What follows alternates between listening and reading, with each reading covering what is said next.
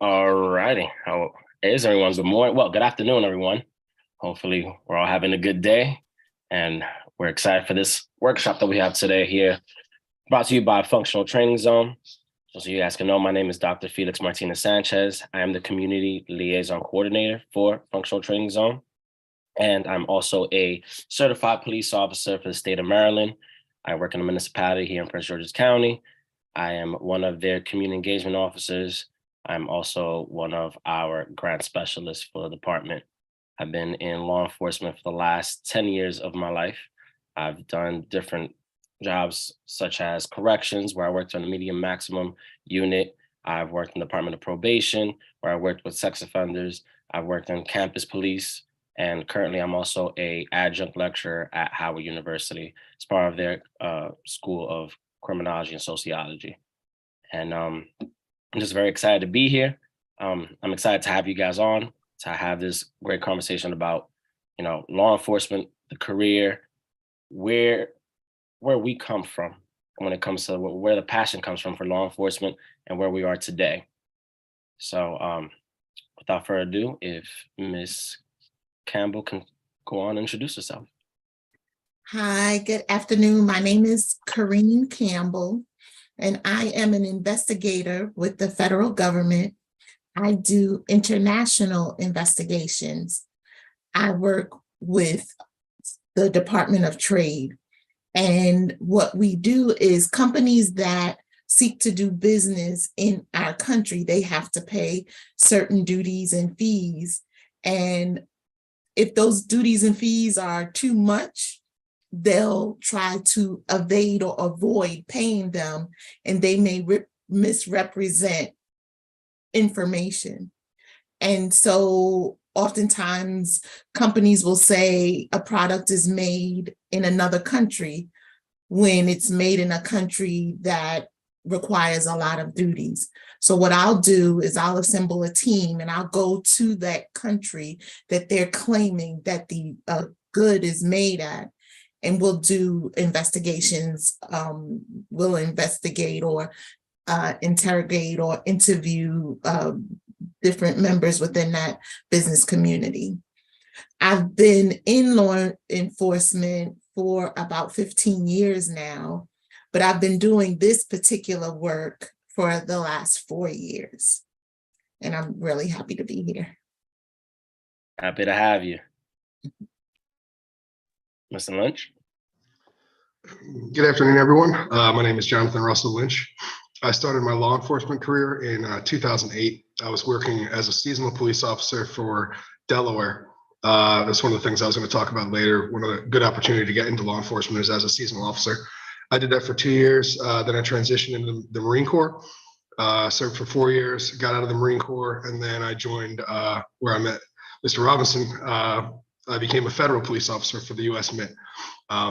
Did that for about 3.5 years and transitioned out. Now I'm in the private sector for project management for an energy company. So kind of shows you where you can end up with a kind of a unique background. But very honored to be here, and I appreciate the invite. I'm looking forward to this conversation. Happy to have you. Quincy? Yeah. My name is Quincy Robertson. I am the president of Functional Training Zone. I work in security and countermeasures for Treasury Department. I also spend a lot of time around law enforcement with diplomatic security, Capitol Police, and a few other agencies prior to work for Treasury. Thank you for having me.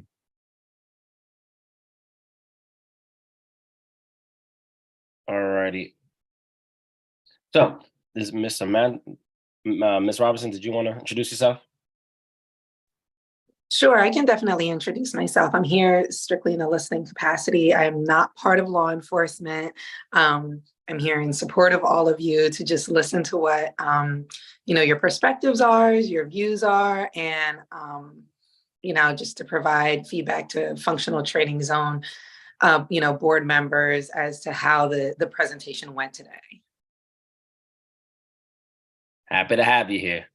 So pretty much right now, we all have on this call pretty much have some type of law enforcement experience. And we know that when we started off, it was always, we either had a passion for it or someone try to like lead us into the way. But today we really want to get into that story, to that understanding. What made you choose law enforcement? What made you choose investigations or federal police? What was that mindset like? And then when you got to the opportunity, how was it?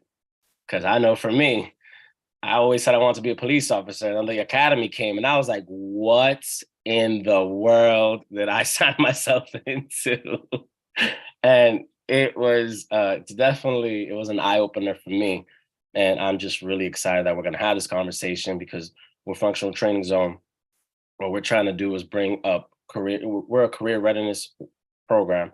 We're a non-for-profit. We're trying to bring pretty much a different outlook to people. We're trying to show people what it is to get into different jobs, careers, understand the pros and cons, benefits, and what are the daily duties of these said jobs, correct? Because a lot of times we think we know what we want to get into until we get there. And it's like, wait, I did all this schooling and this is not what I expected. So, that's what Functional Training Zone brings. We give the opportunity through different workshops to understand the ins and outs of the job so that you're making the best decision for yourself. But I'm gonna hand the mic off to Mr. Robinson. Absolutely. Thank you. Thank you for joining today. We're really focusing on the law enforcement perspective for career awareness, our career awareness workshop, and other opportunities in law enforcement that are not necessarily police. We are attempting to help people find their way, give them guidance, give them those critiques and really critical information when it comes to different types of career fields and the minimum requirements to access those fields. So we're happy to have you all on today to talk about your experiences and your education and just things you've been through from the start to where you are now, in order to help somebody make an informed decision about joining your career field. Thank you.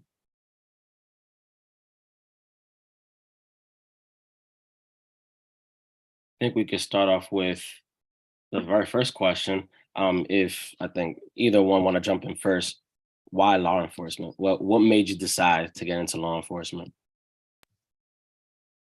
Well, I guess I can go first. Law enforcement wasn't exactly my first choice. It was actually chosen for me. My mom, well, now that I think about it, all of my careers were chosen for me. My mother was a social worker, and she had 3 daughters. And she believed that all 3 of her daughters should get a social work degree because it would make us more marketable. So all of her 3 daughters have social work degrees, and we were in fact marketable.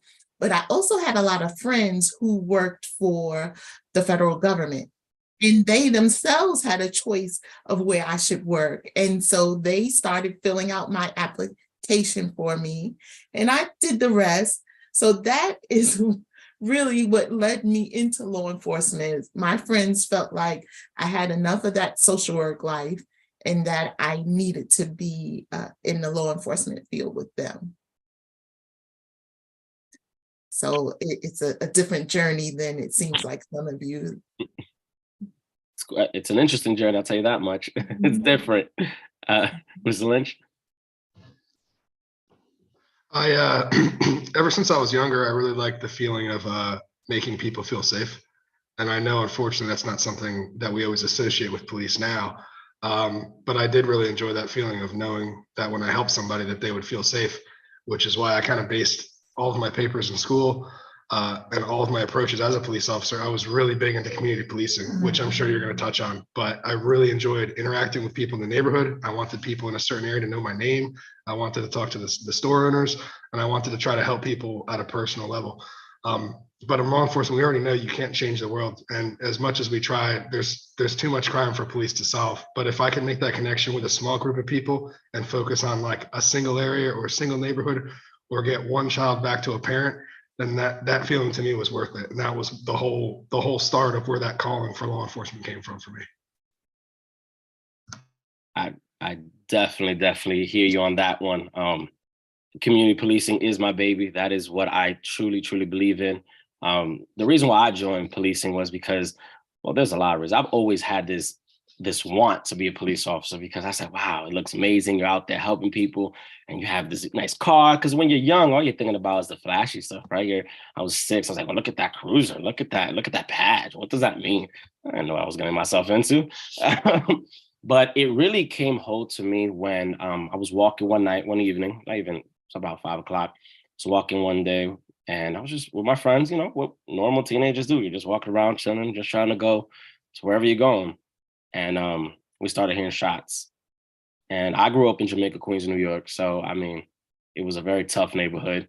But, where I wasn't where the usual things happen. So we heard shots. So, of course, when you hear shots, you start running. Now, as a law enforcement officer, we run towards the shots. I was in my teens. I was running away from the shots. But as the shots got closer, I was pushed off by a friend by the name of Emilio, and he ended up getting shot in the back of his neck. He ended up dying in front of me.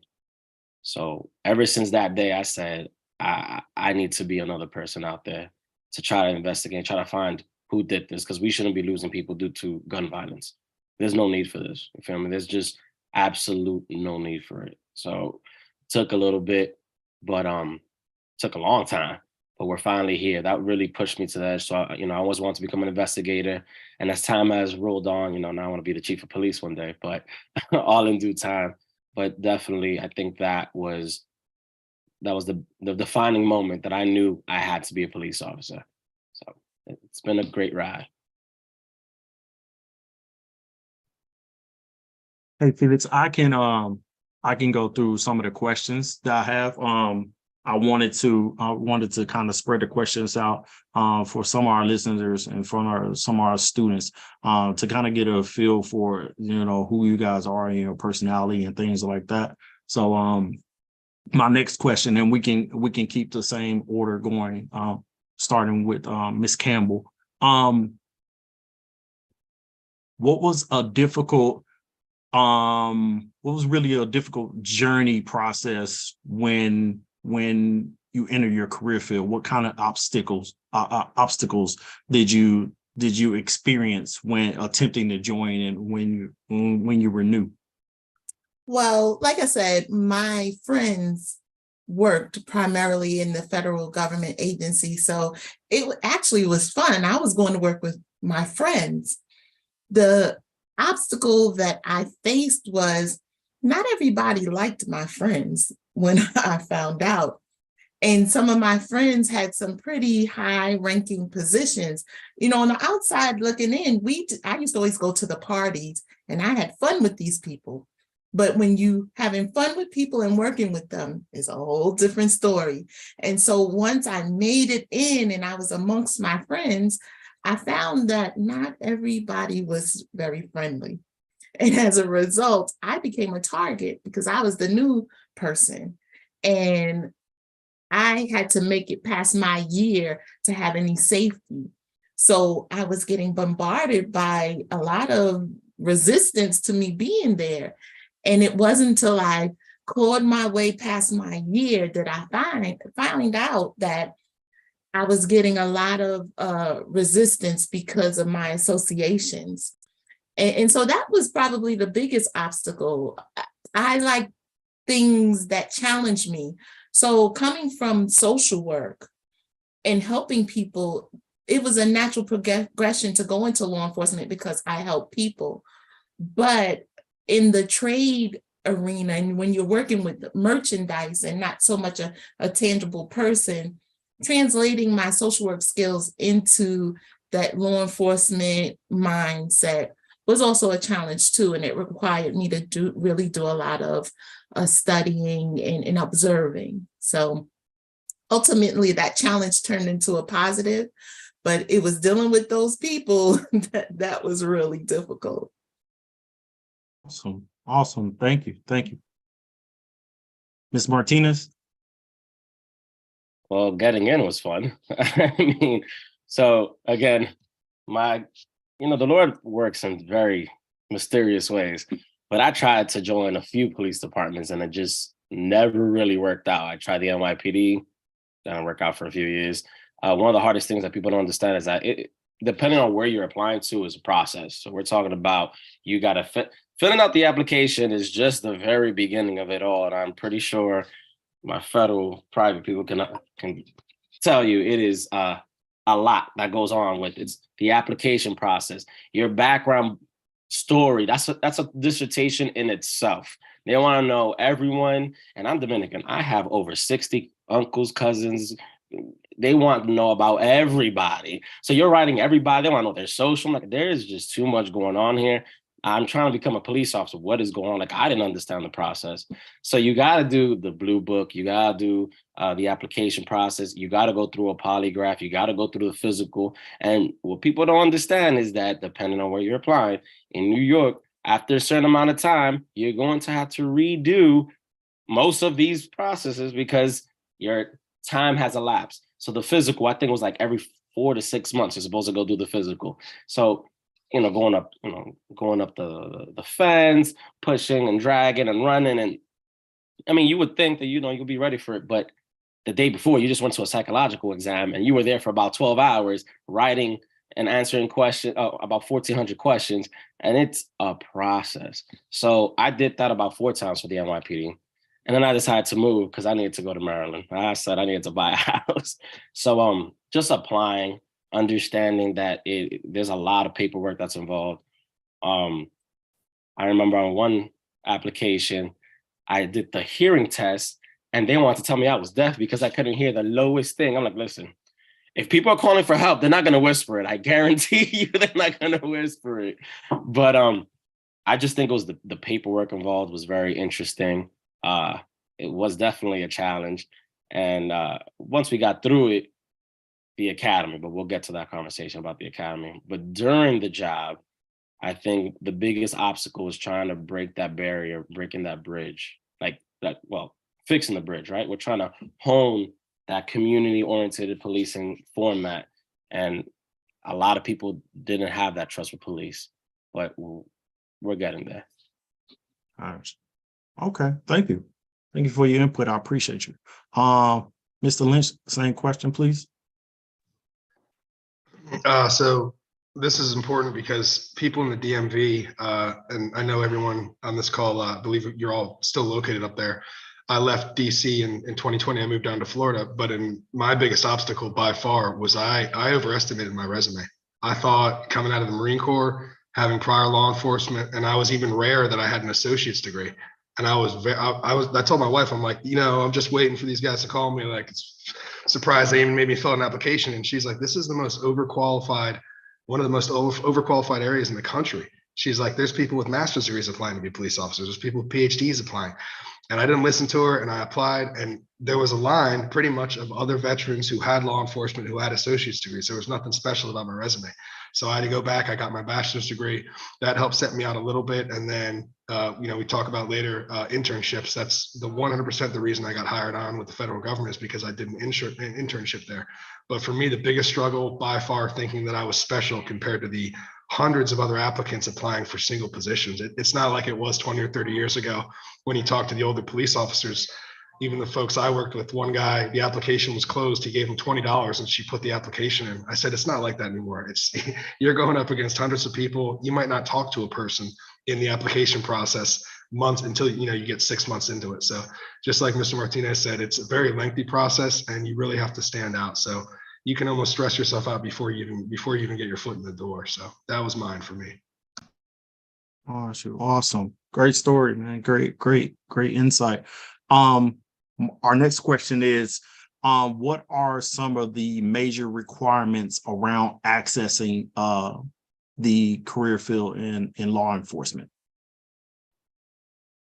So within the federal government, you have to set up your profile through USA Jobs. That's the initial entree. And they don't make it very easy for you. They really don't. Fortunately, I started my career in Newark, New Jersey. And so the playing field was a bit smaller. I probably would have the same issue with as Mr. Lynch stated, if I came straight to the DMV and tried to enter into law enforcement, because my social work degree, even though I have a master's in social work, there are people who have PhDs in criminology. I wouldn't even be considered. So I was able, with the help of my friends, to be able to know how to fill out that USA job profile, use the words that were required, that the computer would pick up and allow me to meet the different levels. And in fact, I work with people who say they have an interest, and I help them to re-evaluate how they're answering questions in the USA job process, so that the computer, because that's the first level of defense, is to vet out the thousands of applications that come through by the computer algorithm. And I'm by no means a guru in this, but I do know that you have to use those words that the computer is going to recognize to get to the next level. And then once you get to the next level, then you can kind of talk your way into anything. But definitely having an advanced degree, the higher the better. That helps. In my capacity now, I do a lot of writing.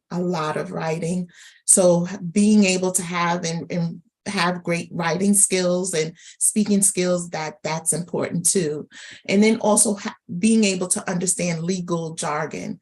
My job is really technical, and I'm involved in a lot of legal cases and lawyers and judges. And so that's another level of expertise that would be beneficial to this position. Thank you. Awesome. Mr. Martinez, same question. What are some of the major requirements around accessing a career field in law enforcement? I mean, the number one thing is, so in Maryland, we're in a very interesting situation. We have the county police, but then every county has municipalities. So here it's a different application for every single location. It's different requirements for every single location. So some police departments, they'll post it up on the employment page, kind of like a regular job, but then every single location has a different requirement for their physical agility test. Some require it, some don't. Some will require you to have a certain amount of years of experience. Some of them are just looking for someone brand new. So, I mean, every department has a website that you could just go on and just try to read into. And right now, not a lot of people want to be the police. So it's changed from what Mr. Lynch has said, from what it was before. In the federal government, it's still very hard. But on the local level, they're trying to make it as easy and as feasible as possible, because at this point, we're trying to get bodies and we're short. So it's just going on their webpage, following the application process. You still have to do the psychological and all that good, long, drawn out stuff, but everything's on different. Everyone has their own requirements. Got you. Would you say, going back to something you just said a while ago, with every municipality have their own unique qualifiers, right? Would you say that not every law enforcement position is transferable? I wouldn't say it's not. I think you have to have, when you're a cop, you have to have basic skills. I mean, that's throughout, no matter where you work. A cop's a cop no matter where you are, because the law's a law. Now, obviously, there's different laws that you have to follow, but I think it's always transferable. It's just when you get to that new location, you just have to adapt to where you are, in a sense of the community and their rules and regulations. But the basic skills of a police officer is transferable. Gotcha. Mr. Lynch, same question, please. Yeah, just touching on what Mr. Martinez said, I agree that it is sometimes frustrating when you're trying to transfer to different spots because federally it's a little bit easier. I'll mention many times, but FTZ is the Federal Law Enforcement Training Center. They train over 91 federal agencies there, and they all go through the same uniform police training program. It's called UPTP. Once you have that UPTP certification, you can go to another state and apply as a federal police officer. So in that regards, at the federal level, it is kind of easy to transfer. But take for me example, when I left from DC, I was waving around my FTZ certificate, and everything down here requires local certification. So even if you have a FTZ certificate and you've graduated from UPTP, you still have to get, just like Mr. Martinez was saying, you still have to recertify at the state level. So if I wasn't going to take a federal job down here and I wanted to do something locally, they kind of disregard your qualifications, and you're going to have to recertify through the state. You're going to have to do what's called a equivalency exam. You're going to have to take the state exam. But just like he said, the skills of a police officer can take you anywhere. So as long as you have those basic skill sets, you're still going to have to go through another application.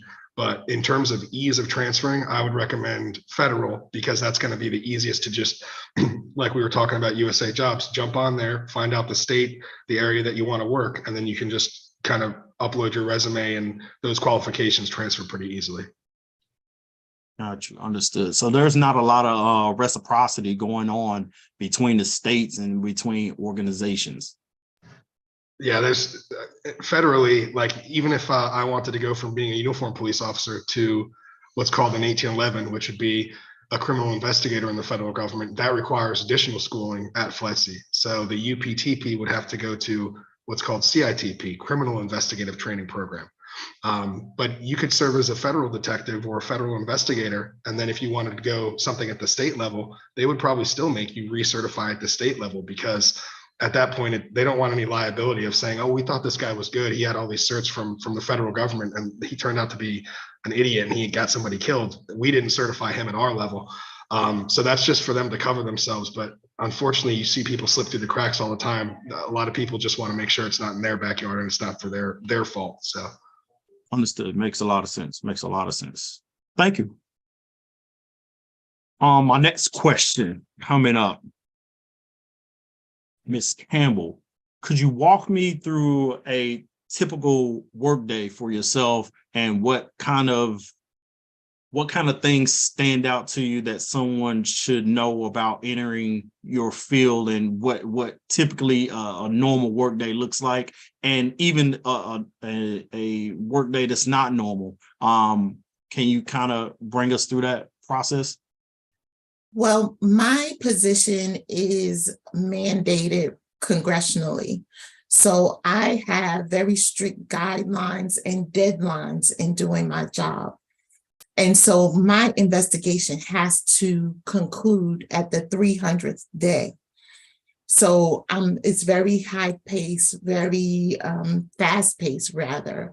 And so I have to initially start my investigation anonymously.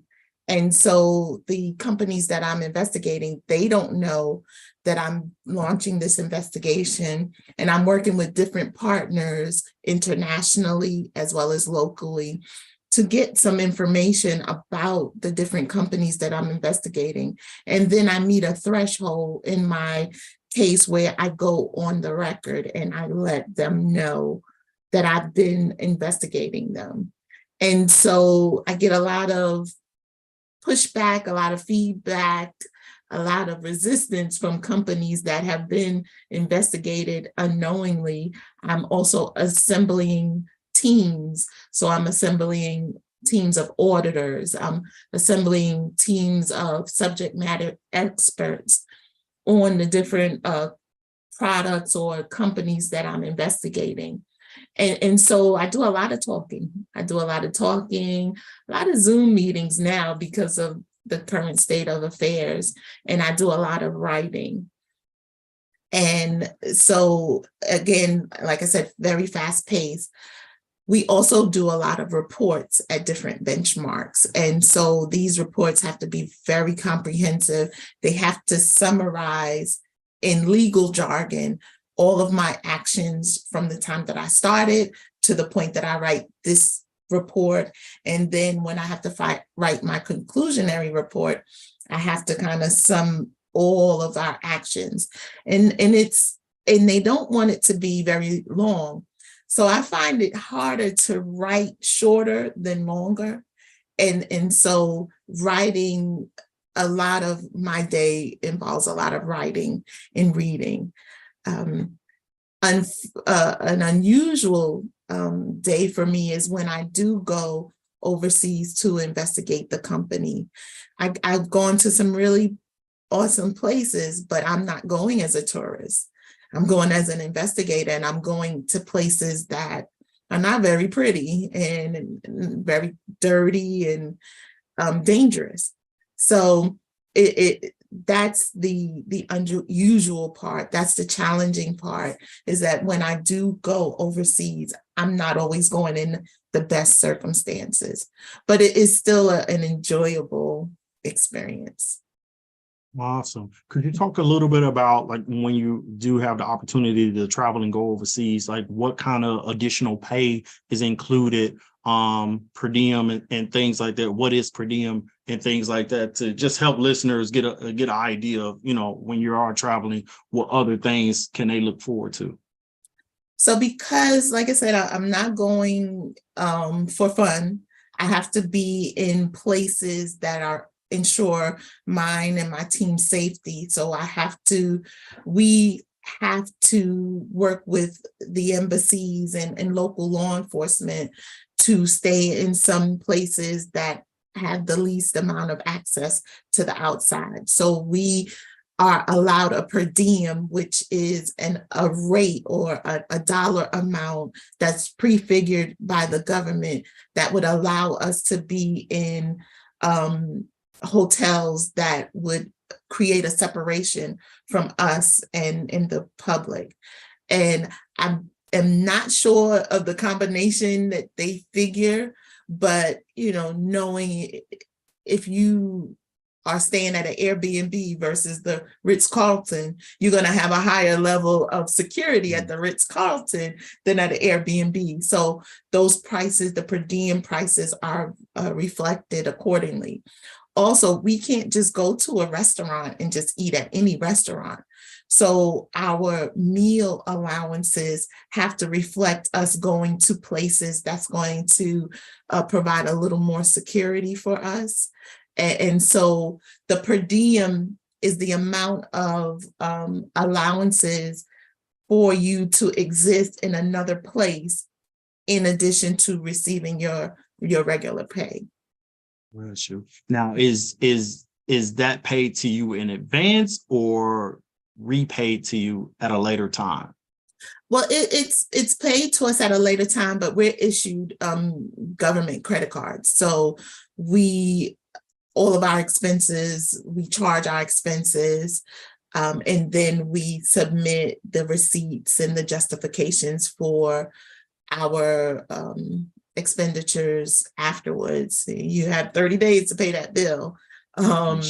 But again, the government and our agency is understanding that our safety is of utmost importance. And so again, we have to be in situations, even down to our transportation, that's a big consideration, because we're going into countries and into places that we don't know. So we have to work really closely with the embassies and, again, local law enforcement, even for our safety in terms of transportation. I'm reminded of one trip I was on, and the driver got lost.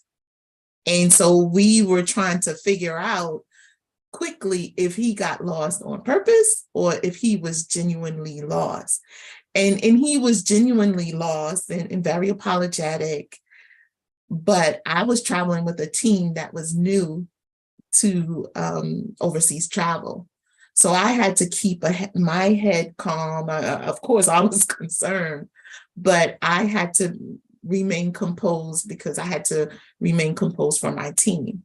And so those are the kinds of challenges that we face going overseas, because like I said, we're not going out in resorts. And so once you pass a certain area, you just don't know. And so you're relying heavily on, those people who you never met to plan for you. But we do have federal government presence in these different countries that we go to, and we work pretty well together, but we do have to allow for occasional challenges that we face. Gotcha. Okay. Yeah. I remember working for diplomatic security and the regional security officer at the RSO, and having to do all kinds of escorts and stuff like that. So I definitely I understand the approach. Mr. Lynch. So for myself, I mean, I guess one of the biggest concerns would be just like you said too. You can get paid based on it. It's going to vary wildly depending on where you're going. So for me, for example, the Marine Corps per diem was completely different because the Marine Corps is going to have a different objective and a different mission than the federal government does.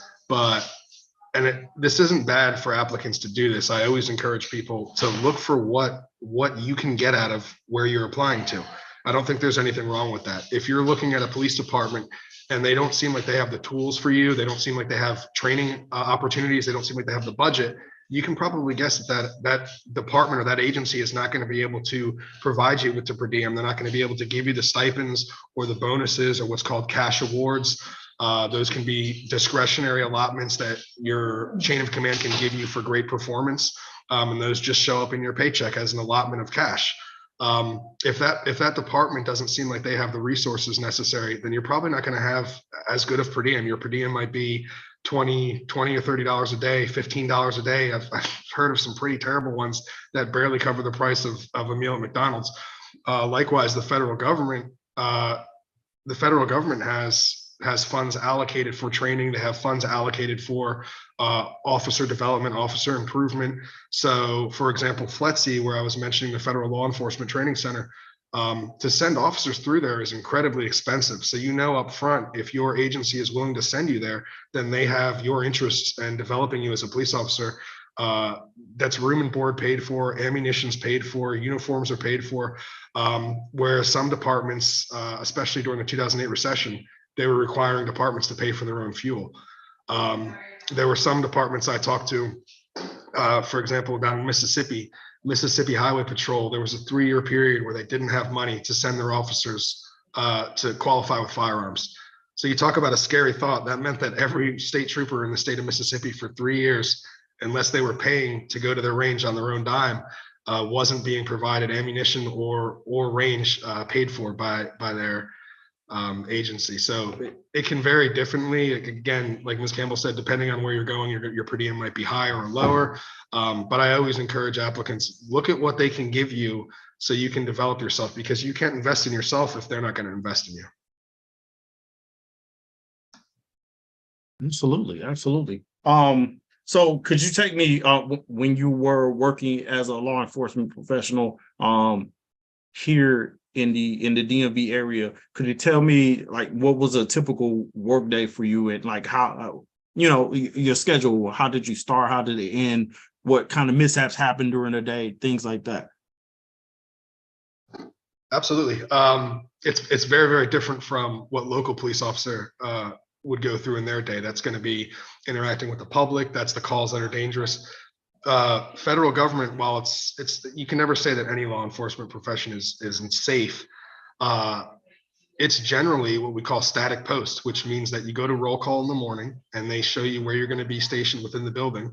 And in terms of compared to what I did on the street as a local police officer in Delaware, it was drastically different. I would go to my post. I would be inside the building. I had other police officers with me. I know that the security in the building was very good because people like you were working on it. I know that there was camera coverage. I know that I had people watching me. I know, like I spoke about, we had the resources so that everything in the building was protected. The glass I knew could withstand a certain amount of damage. They had invested in our safety, which was a good feeling. But in terms of like day to day, we would just stand on post. We would screen employees and visitors as they came through. And that's just kind of an example of what if the security is, you get what you pay for. So we were fully sworn police officers protecting that building, whereas an agency that might not have that budget might have to hire contract security guards. They might have to hire, they might have to hire somebody who might not have the level of training or the level of professionalism that we have. But in terms of day to day, for 12-hour shifts, we would stand post, we would cover different areas, we would accept deliveries, we would screen everything coming into the building so that you knew that if you were in that office, which essentially what Treasury is at the end of the day, it's a giant office building. If you were conducting business within there, you knew that every bag that came through was been screened, and you knew that every employee or every visitor that came through had been screened by us. So that was the day to day. And some people find that boring. I enjoyed that because the federal government tends to pay a lot higher than local departments will. And there's such a job security knowing that you're working for the federal government. Sometimes it seems like it takes an act of Congress to get a police officer fired from the federal government. And it can also, there's also protections against reduction in force, which is what they call RIFs. A lot of times if you do get let go, or they do have to downsize the department, for a reduction in force, they have to find you an equal paying position as a police officer elsewhere. So incredible job security in the federal government, usually going to have higher pay. And while it tends to be more boring than working as a police officer on the street, you're usually just going to be on static post, means you're stationary. You might have an area outside where you're patrolling in the immediate vicinity around the building. But generally it's going to be that day after day. Thank you. That's great. Now I know Mr. Martinez has a totally different point of view. Could you get into that, Mr. Martinez? Man, I'm not standing around because we can't. That's not gonna happen. So local, at least where I work, I'm gonna go with my municipality. Day to day, no one really knows what you're gonna get yourself into. It's a different dynamic every single day. I've never been at a job where I just don't know what I'm getting myself into. It doesn't matter what day of the week it is. It doesn't matter what time of day it is. Something can happen at any time. So for us, we work 12-hour shifts as well. For us, we have our schedule is 2 weeks days, 2 weeks nights. So 2 weeks we're from 4:30 in the morning to 4:30 p.m. and 2 weeks 4:30 p.m. to 4:30 a.m. Right? Everyone thinks that day shift is boring. It is. I don't like day shift, but you never know what you're gonna get. So on a typical day, it's pretty much coming in. We actually don't have roll call where I work. You are just, we all, because we're such a small municipality, everyone patrols the same area. No one's designated an area. So it's usually one supervisor to 3 officers. So we have 4 per squad. So everyone's usually doing area checks depending on where you want to check it. If one person's checking Adam's sector, another person can be checking David's sector. So you're just doing your area checks, making sure everything's okay. Then you'll have your calls for service. Calls for service is when someone calls into the station and says, hey, this is happening. Hey, that's happening. And just so that viewers know, yes, we get called that there's a cat that hasn't been fed in 3 days in an apartment because the parent is in the hospital. Yes, we get calls that kids don't want to go to school. We get the accidents. We get people who are vagrants and they're in McDonald's. We get the assaults. We get it all. Sometimes it's our jurisdiction. Sometimes it's not. Sometimes we're listening to our radio and there could be an emergency at another jurisdiction. If someone calls the signal 13, that's a call for basically an emergency, we're going, no matter where it is. If an officer's in trouble, we're all going. So really it's patrolling, answering call for service. And the one part that people really don't know, we write a lot. Policing is a lot of paperwork. It is a lot of paperwork. So for a DUI, it is not what people believe, that when you see on TV where you arrest a person, they go to jail. No, ladies and gentlemen, that's not how that goes. We're gonna go, we have to make, for a DUI, you gotta make the traffic stop. You have to do SFSTs, which are extended field sobriety testing. You gotta notate everything that's going on. You're gonna then read them their right, well, put them in the car because they're under arrest at that point. Read them their rights. If they decide to blow, then you got to take them to one location, do paperwork there. Then you got to go back to the station. You got to get your citations done. You got to do all your reports, which we're talking about probable cause statements. We got your narrative for your paperwork. You got to get all the admin tabs. And you do that various times because we got the booking report and then we have the case report. which is redundant, but regardless, you got to write. They say they don't want you to write a lot. Yeah, when you go to school, you write a lot, but okay, it is what it is. By the time you're done with all the paperwork for DUI, depending on where you work, you can either release them from the station with a court date pending, or if you can identify who they are, you got to take them to the jail. So there's a lot of paperwork involved. Policing it's one of the, well, the municipality level, you just don't know what you're getting yourself into. So it's literally calls for service, paperwork, and for me and for a lot of us is going to these businesses and saying, hey, I'm Officer Martinez, and I'm Dominican, so I'll go in there speaking Spanish. I'll be doing my little bachata, merengue. I just have fun. Like everyone knows who I am at this point. Yeah.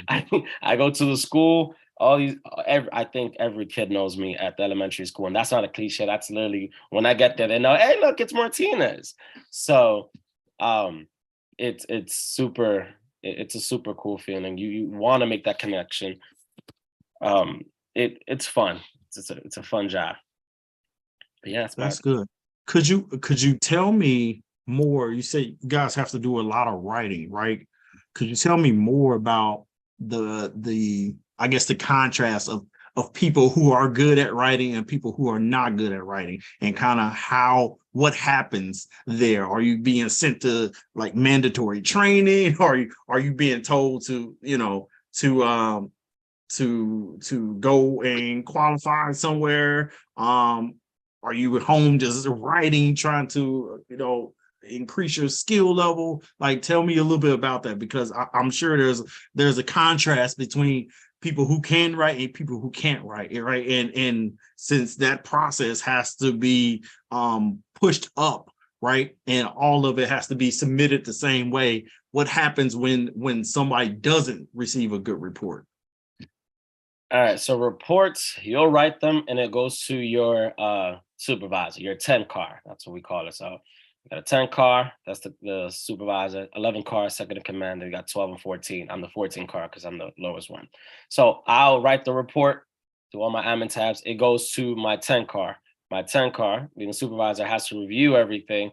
And then if they don't like something, or if they don't agree with something, or something is not right, they'll send it back to you and then you'll work on it. So for our department, that's pretty much the essential aspect of it. In policing, I've been doing law enforcement for a long time. So in every job I've seen, I'm sorry, officers, I'm going to be very honest right now. We can't write. we can't. It's something about policing where honestly, I think we got to add to this training. And I don't know about the federal side, but I'm talking about our side. We people don't know what a comma looks like. It is something that plagues policing. So if you go to court, you'll realize that due to technicalities, cases are being dropped. So writing is very essential for policing, very extremely essential. But it becomes an official document, right? Yep, absolutely. And this is your name. When you go to court, they're gonna go all over this. And once you lose credibility, that's it. You can't go back to court.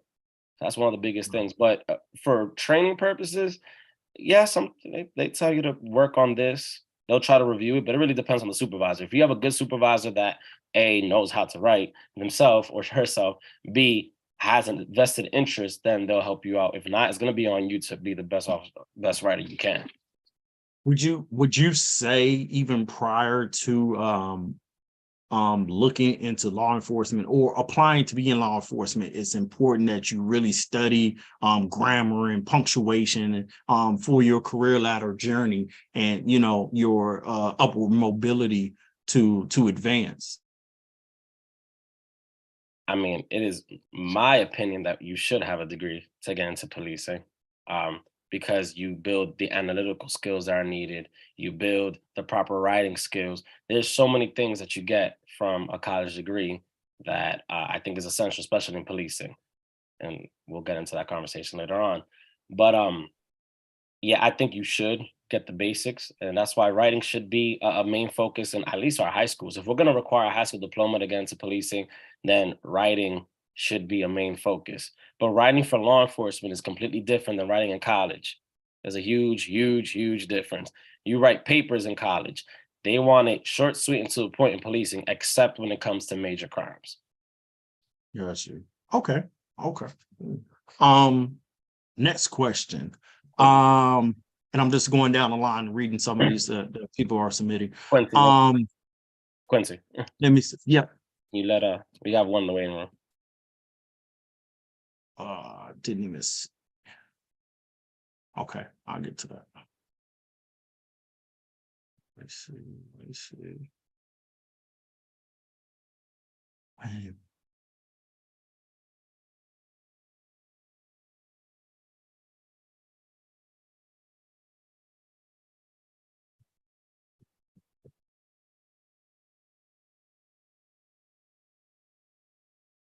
Okay.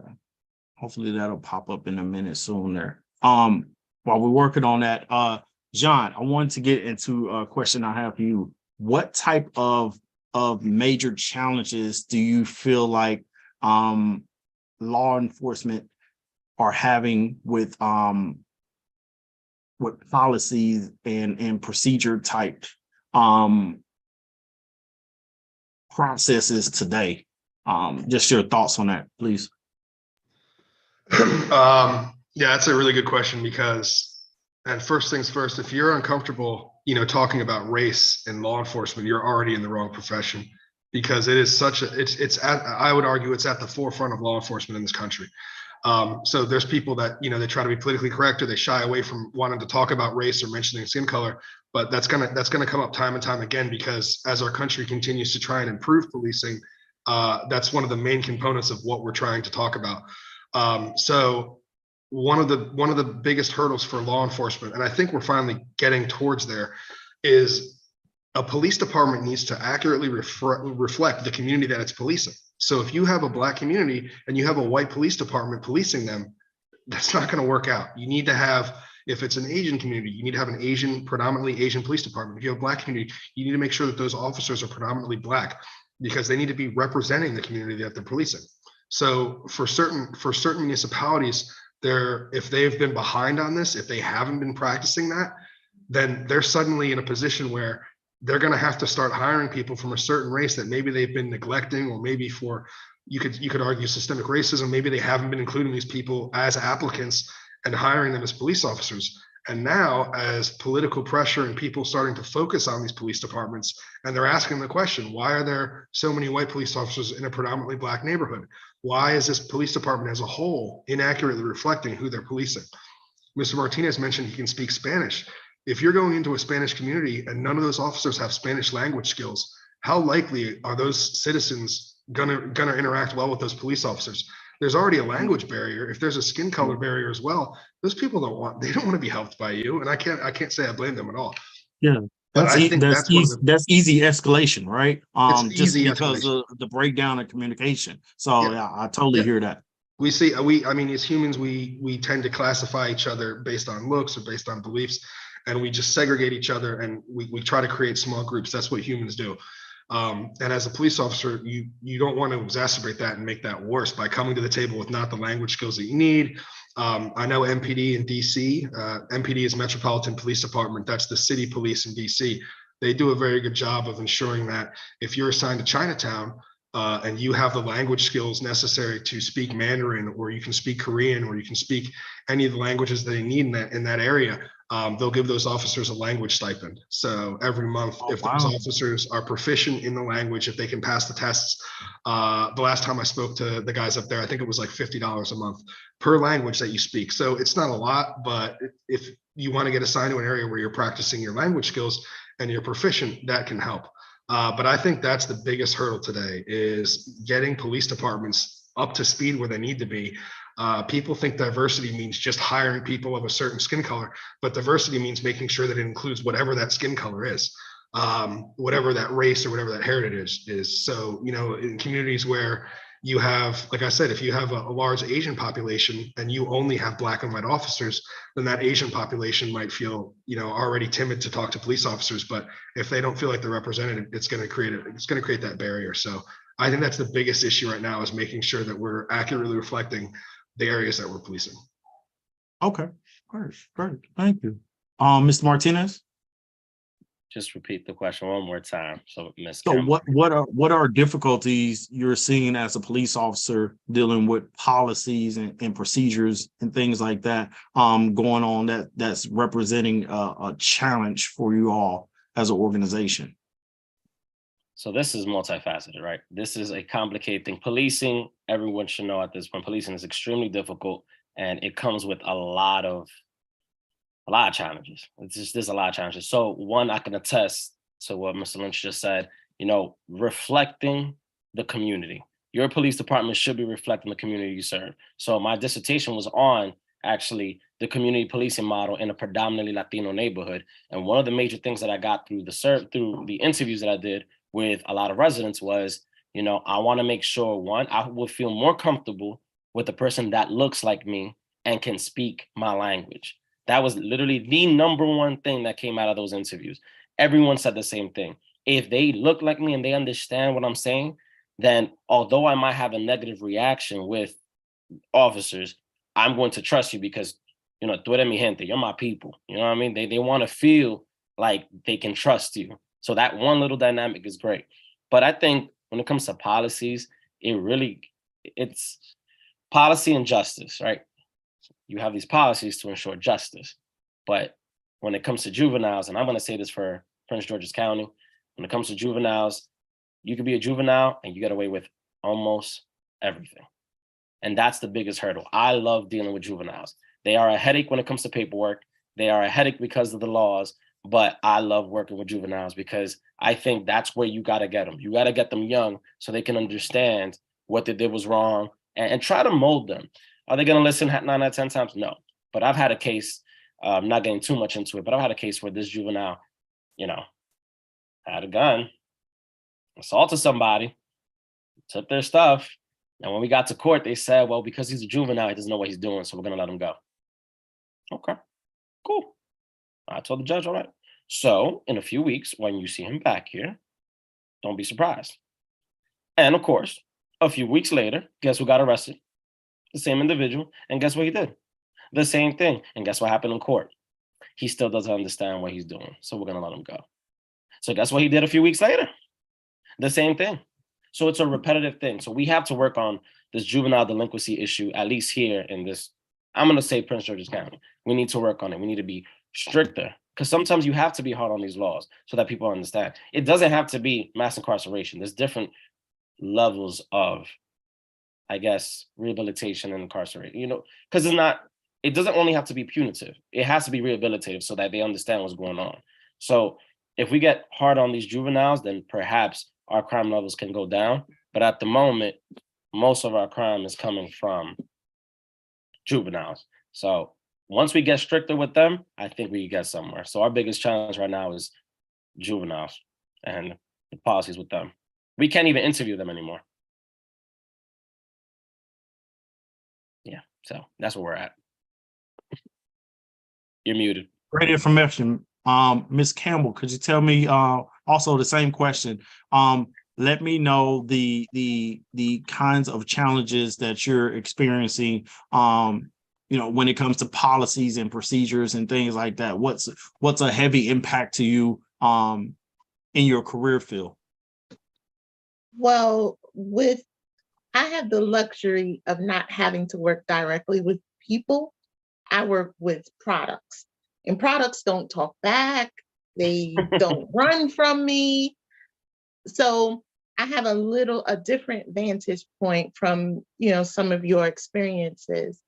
And so the challenges that we face is not being able to present a case to make it stick. We go through, we travel, we interview, but if we put a period in the wrong place, then that can be our whole case. So that definitely is a challenge. But I am fortunate enough to belong to an organization where we focus primarily on women in law enforcement, and we look at the challenges of women or the challenges that women face in law enforcement. So on a bigger scale, while I might not have the day-to-day challenges of juveniles or even adults, I do see and hear and somewhat experience some of the challenges of being a woman in a male dominated field, and being in a field that isn't always sensitive to childcare issues or sick parent issues, because women, we know, primarily are the caregivers. And if you're a single parent and you have a sick child, but you have to respond, there's a challenge, there's an obstacle there. So while I don't directly have a lot of the challenges of dealing with people, I do know as a woman in a male dominated field, there is a challenge just existing. Great information. Thank you. I want to get into the next question. What can you tell me about a time when you had to confront someone and de-escalate a situation in policing? Mr. Lynch. I recall specifically there was one time, and I'm sure Mr. Martinez would probably agree, anytime you're dealing with, it's not really like the movies. I've very rarely encountered, my worst situations were when there's large groups of people and there's a potentially volatile situation. And like the incidents that you see on the news, you're so tunnel visioned and you're so focused on those incidents that you might not be seeing the position clearly like you should. But those are the ones that can turn very badly very quickly. And unfortunately, those are usually the ones that we see on the news. So for me, and I didn't know when the call came out, and unfortunately as a cop, the first one there, you don't really know what the facts are. A lot of times, whoever calls the police department, we call them RP, reporting party, they can give the wildest story or the most inaccurate description. They could just say 10 people are getting shot in a club or 15 people have knives in a club. And you have no idea what's going on. So you're only responding to those facts that are known to you. And a lot of times, unfortunately, after the fact, the incident is studied very detailed and they have a very detailed investigation. And a lot of times the officers only based on their decisions, what they knew at the time. So I ran up to the club, which at the time I didn't know what was going on. It was supposed to be a fight in progress, possible shots fired. I was the first on scene, but I knew there were officers right behind me, meaning that I could hear the cars coming around the side of the block, and they were coming down the street. And there's a feeling of adrenaline you get when you hear an officer screaming on the radio.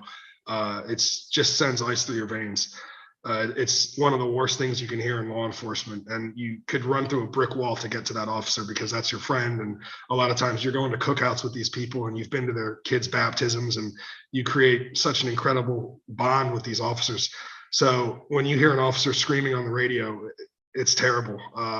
Anyway, I got there first, and it turned out that the fight in progress was long over. The people were already outside of the club. The club did a good job of getting everybody out immediately, I guess, because they knew that we were going to come in there. But in that situation, I had to quickly, seeing with a huge group of people, everyone had their phones out already. I had the opportunity to say, hey, do I want to handle this like a bull in a china shop and just go completely off the wall and just start swinging at people and start screaming at people, waving my gun around? Or do I want to take a quick second, figure out what's going on? And I'm so glad I did that. I really think that would have been the crossroads in my career of losing my job and being on the 5 o'clock news, or figuring out what happened and determining the two guys that had already gotten in the fight were pulled over to the side already, and it wasn't as big of a deal as I thought it was. So for me, that was a scary situation.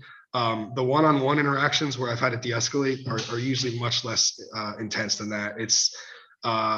This goes back to where I think one of the important roles of females in law enforcement. A lot of the females I've worked with have the ability to take a volatile guy who sees somebody of my size and they say, I want to fight this guy. This guy might think he's tough. Look at his mustache. He definitely wants to fight me. And then you have a female officer who can come in, and a lot of times they're able to de-escalate the situation just by talking to him. I don't know if maybe that person reminds them of a family member, or that person reminds them of somebody close to them. But there have been many times where, in order to de-escalate a situation, if I have somebody available, I'll call a female officer over. If I know that they're on shift, I know that they're with me, I'll say, hey, can you swing by?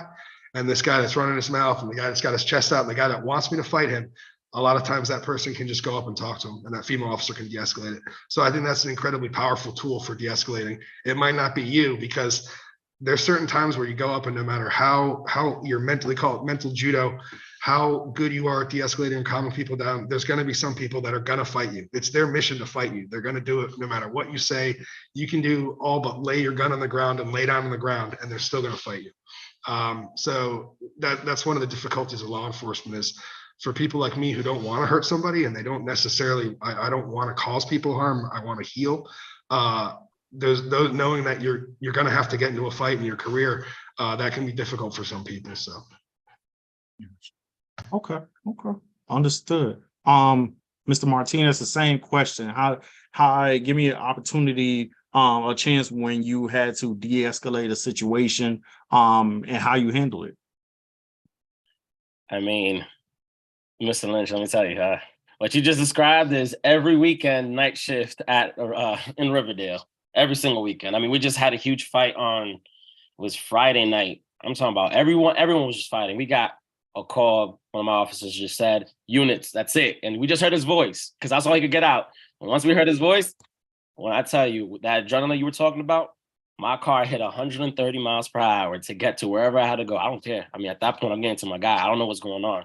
So that situation was pretty bad. We had over 20 people just fighting everywhere. It was two different entrances. You got people in the front, you got people inside, you got people fighting on one corner. It was chaotic. But yes, having a level head and going into a situation, first and foremost, you're looking for your guy. You're looking for the officer who called out for help. You find them, and then you got to make sure he's good.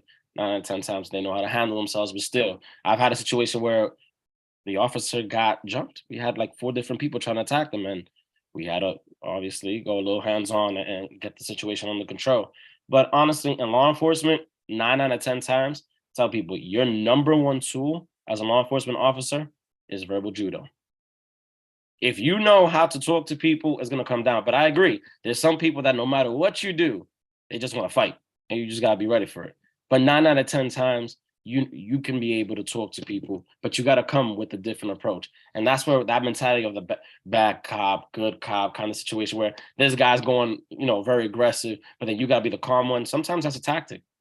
Sometimes it's just used so that people can come down, because sometimes you have to talk to people a certain way so that they can relax. Like with juveniles, we'll go back to them. You cannot talk to a juvenile professionally. That does not exist. It will not work. And if someone who's never worked in law enforcement wants to come over and see how it really is, juveniles are disrespectful.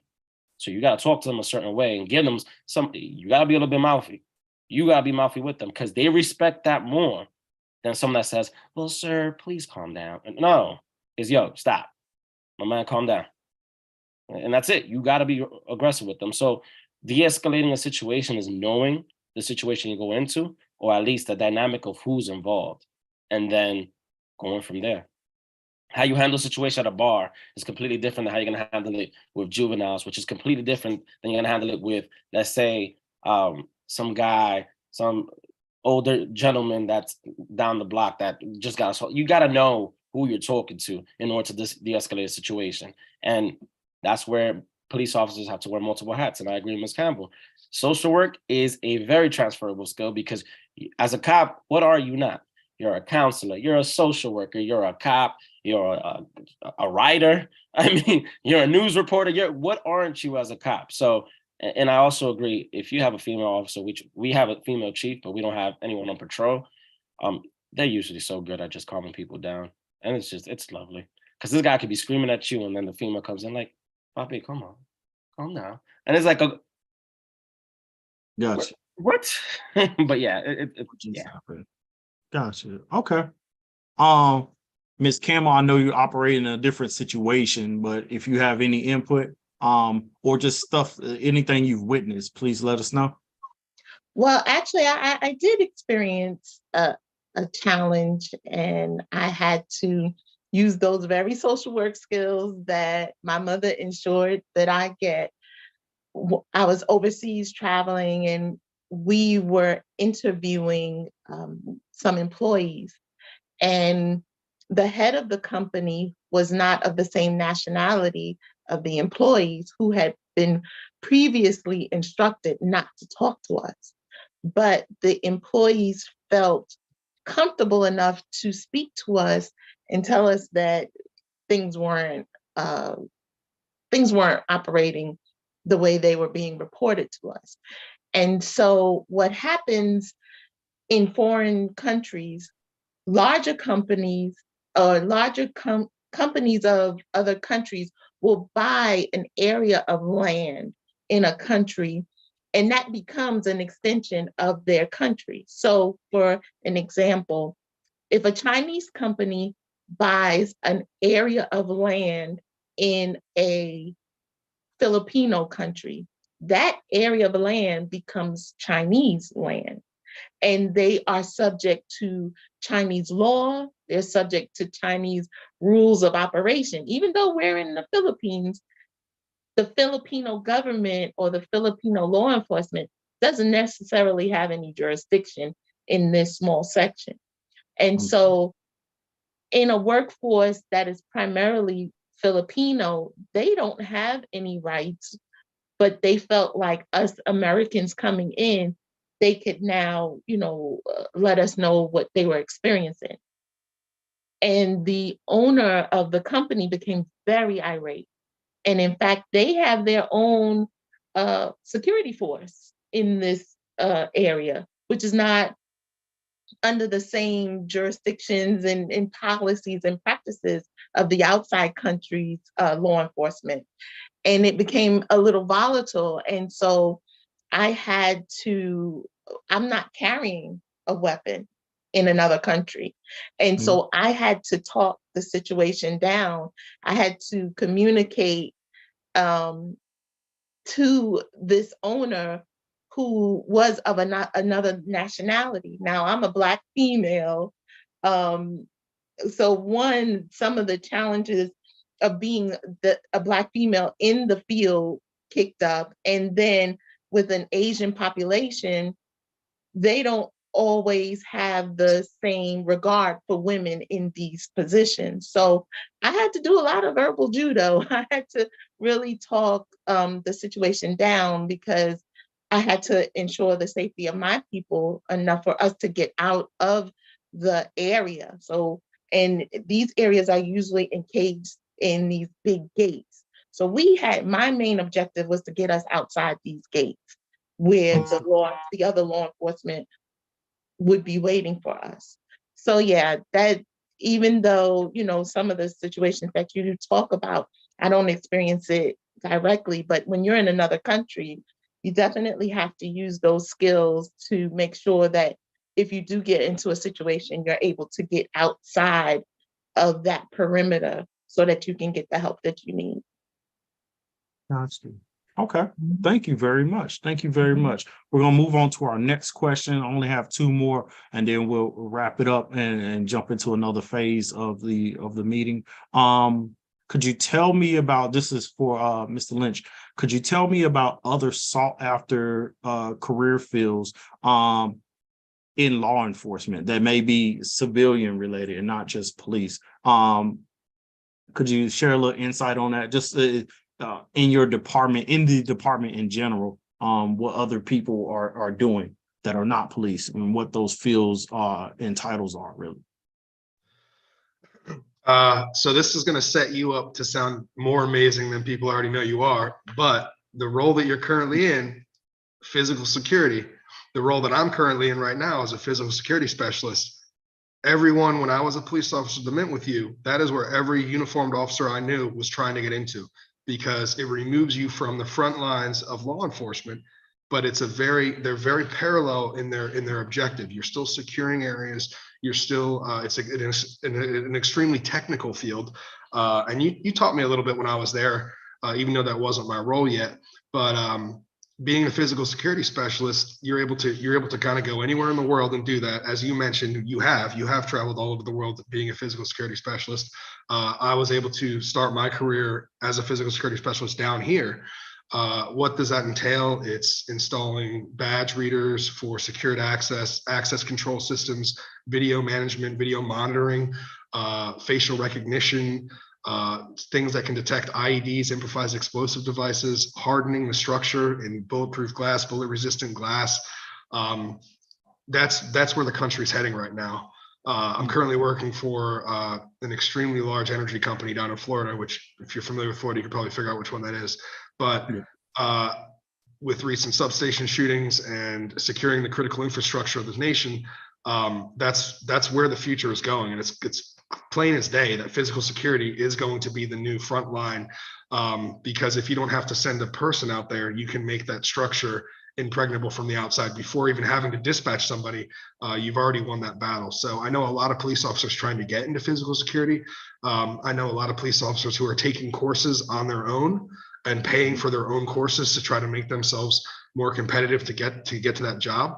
But since you, as a police officer, you badge in somewhere every day with a card reader, you are utilizing camera footage for reports and for investigations. It makes sense that a lot of these police officers can jump into that parallel career field and get involved in something that's so similar to what their day-to-day is. But if it's not that, I would also say being an investigator in terms of if you're going to try to be like a frontline supervisor, that can also be a career field where you're getting management experience. And then this is the most important one. Anytime you're dealing with a budget or you have control of a budget and you're exercising how that budget is spent, that is what companies want to see, because they're going to say, okay, he's got management experience. He or she's got leadership experience. They're a police officer. But if you've been in control of a budget, essentially that's what a police department is. It's a company. And they're going to say, we trust, the city of XYZ trusted this gentleman with funds, in excess of millions of dollars. We should also trust them with the funds because they've been proven responsible with that. So anything that's managing a budget, I would recommend, and then getting into physical security, just because of how good of a career field it is and how it's exponentially growing. Yeah, it's thank you. It's a very diverse field. I've been in and out security for the last 23 years, either through physical security or technical assessments, countermeasures, doing other things with private investigators. And, you can get into other things that are technically able to sustain you and still work in law enforcement. I just have a lot of different past experience, again, with the State Department, with Capitol Police, with, doing some stuff with the Pentagon and different things that allowed me to just really work in a law enforcement environment. Even when I was, in the Navy, I did a couple of deployments with SEAL Team 1 and everything that they needed in support of them, cameras, locks, listening devices, all those different kind of things that we can get into. But those are all very critical learning tools that can just escalate you through the roof, and then they're highly sought after. So thank you. I appreciate it. Mr. Martinez, the same question, please. I mean, I must say in general in law enforcement, there's many positions. So you have dispatchers, if you want to be an emergency dispatcher, communication specialist. We have data analyst positions that are civilian. We have forensic psychologists. We have forensic techs, crime scene investigators. There's many jobs out there that even in Baltimore now, a lot of positions that used to be sworn are now becoming non-sworn. So like there's assistant director of gun violence prevention in Baltimore right now. That's a civilian position. They have a lot. They're trying to have at least one civilian, I think, in a lot of police departments in a leading role. So there are positions out there. I know one of the major things for my students at Howard is that they want to do, like, besides becoming a lawyer, is crime scene investigations. And that's a new major thing that's becoming a civilian job. But the most common one would be communications, because if you can handle multiple lines of different emergencies, gathering the information, sending your officers out there, making sure you're sending the right officers out there, because you have to know who's where, because for us, we don't have certain geographical areas, but others they do. So in a major police department, you have to, but we do have a lot of jobs out there. Okay, great. Thank you very much. Ms. Campbell, same question. What type of sought after careers are also available within your department that people seek and, that are also good jobs to have outside of policing? Well, I work for the federal agency, law enforcement agency that has the largest amount of employees. And so there are so many different types of law enforcement opportunities available.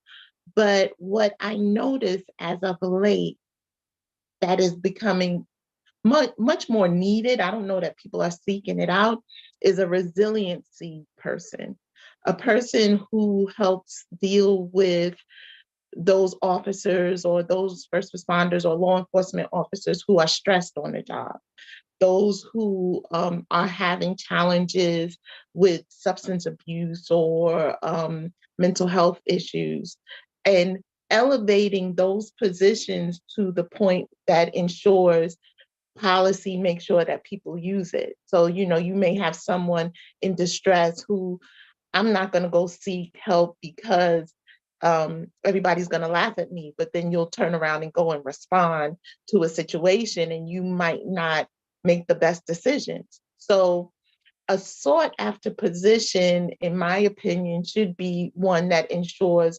resiliency of the workforce. And our agencies, federal government is spending a lot of money in resiliency support. I myself just recently became a chaplain. And so not only are they providing like those programs, but they're also bringing in other means of supporting and other ways of supporting. So you might not go to employee assistance, but you may talk to a chaplain or you may talk to a peer support person. So those positions, in my opinion, are more sought out. Ultimately, for me, I definitely want to do more global work. So being able to elevate my overseas presence to a more permanent situation, that is a sought after position for myself. And then also, I also look at transferable experiences. I'm also able to take my law enforcement knowledge into my church. And I'm the director of the security ministry at my church. So while I may not be able to do some kind of hands-on law enforcement work similar to what you're doing on the call, I am using some of those same kinds of skills and tactics in dealing with people in a church environment. And I have some stories, and there's definitely some stories to be told about law enforcement within the church community. Thank Yeah, you. that's great. Thank you. I Mhm. know that some of the larger churches also, get into threat assessments and things of that nature. So it's a very important component. And a lot of these things you can be contracted out to do independently if you have the skill and the technical background. So, we talk about additional funding, and things that you can do to that allow you to employ others and keep yourself employed. That's very important. I have one last question before I turn it over to Mr. Martinez to wrap it up. What I wanted to ask everyone was, what do you know now that you didn't know when you first started that you would tell yourself? In order to put yourself in a better position. Mr. Lynch? I don't want to give the wrong message when you're applying for a police department, but to Mr. Martinez's earlier point, we're hurting out here. Most of the people that would be tremendous police officers don't want to be cops. I know people that they train MMA, they're intelligent, they can write well. We could teach them how to shoot a weapon and be firearm proficient, and they would probably be great on the street interacting with their community. They just don't want to be cops. Unfortunately, a lot of people that do want to answer the call and be police officers, they're not qualified. They're not intelligent enough. They wouldn't make good decisions, but they have the desire to want to do that. The still police departments can't accept them. What you're left with is a very small percent of the population that would be a good police officer, but also wants to be a police officer. So when you make it through that, you start doing that application process, when you get to the interview, I always tell people they want you so badly. And they're not going to just take anybody that's not qualified. But if you're making it to the interview process and you're speaking on an oral board and you have the very intimidating multiple police officers kind of grilling you and interrogating you to see how well you handle that pressure, just know that they want you there. They want you there very badly, and they're almost secretly rooting for you. So if I had known that when I went through these interviews when I was younger, probably would have handled them with a little bit more confidence, because like I said, they're really hoping that it works out for them, because they've said that this person's qualified, this person wants to do it, and they're actually excited to start mentoring you and guiding you on that journey of being a police officer. So go in there with your head held high, know that you're worth it and that you can be a great asset to that police department. But I wish I would have told myself that when I was 21 years old, but that I can pass that on now. Yeah, absolutely. That's great advice. We're definitely trying to put everyone in a position to relay that information. Every time we talk to somebody at Functional Training Zone, we want to share our career experience background, right? So I want to talk to myself 20, 25 years ago to tell me what to do and what not to do. That's all very critical details to you trying to achieve your goals where you want to be. Thank you. We really appreciate that input. Mr. Martinez, same question. What advice would you give yourself, 20 years ago? And what do you know now that you didn't know back then? I mean, I have to agree with Jonathan over here. It's everyone. So when you get to that oral board, everyone wants you to pass. Everyone, you don't understand that they have to have that face, that grill, because obviously they got to show you, that business, but they're really rooting for you. And honestly, it's gotten to a point where they'll ask a question, and if you're stumped, they'll just reword it a little bit. They try to be like, well, you said this before, so we'll elaborate on that. It's to the point where I just wish, just be yourself. I tell everybody, be yourself. No one wants a robot. No one needs a robot in policing. They want you to show who you are in this interview. So don't be nervous. Don't overthink it, and just go in there with who you are. And I tell everybody, my chief knows it, deputy chief, everyone knows it. This is me. This is Martinez. I don't care what color shirt you have on, how many stripes you have, what your position is. This is who I am. Accept me for who I am, because that's how it is. We have to be behind this badge and gun and everything is a human being, is a character. It's an individual who has the power to do so many things. I want to make sure that that character fits the mold of my police department. So just be yourself and you'll be fine. Thank you for your input, sir. I appreciate that. Ms. Campbell, same question, please. Thank you. Well, the first thing I would tell myself is that you can do it. As a woman, you're told, you have to be a Susie Homemaker, or, you have to just go to those female positions. And so just give the girls or young women the confidence that they can get into this field and excel at it. I'd tell myself to make sure that I have interests outside of the profession. A lot of times you become this persona, as we've been talking about, and you don't know how to turn it off. So you're out there, fighting crime, and then you're coming home and fighting crime in your house. And sometimes your kid just needs a hug. They don't need, that person or that persona that you have to be when you're on the street. And also to just develop a routine, like a wellness routine, because it's a highly stressful job. It requires a lot of you. You have to make a lot of decisions, and there's a lot of pressure. But if we don't take care of ourselves, then one, who's going to, but two, it will affect our decision making. I know, and I apologize for having technical difficulties earlier, but a part of our abilities to do this job is also our abilities to be able to problem solve for ourselves. We are called to solve problems for other people, but sometimes that grace isn't given to ourselves. And so that's where I, really believe that if I take that time, or I understand that I need to take the time out for myself and just decompress, I think that I would be better off in doing the job now. Okay, thank you. I appreciate that. Oh, one more thing. Yep.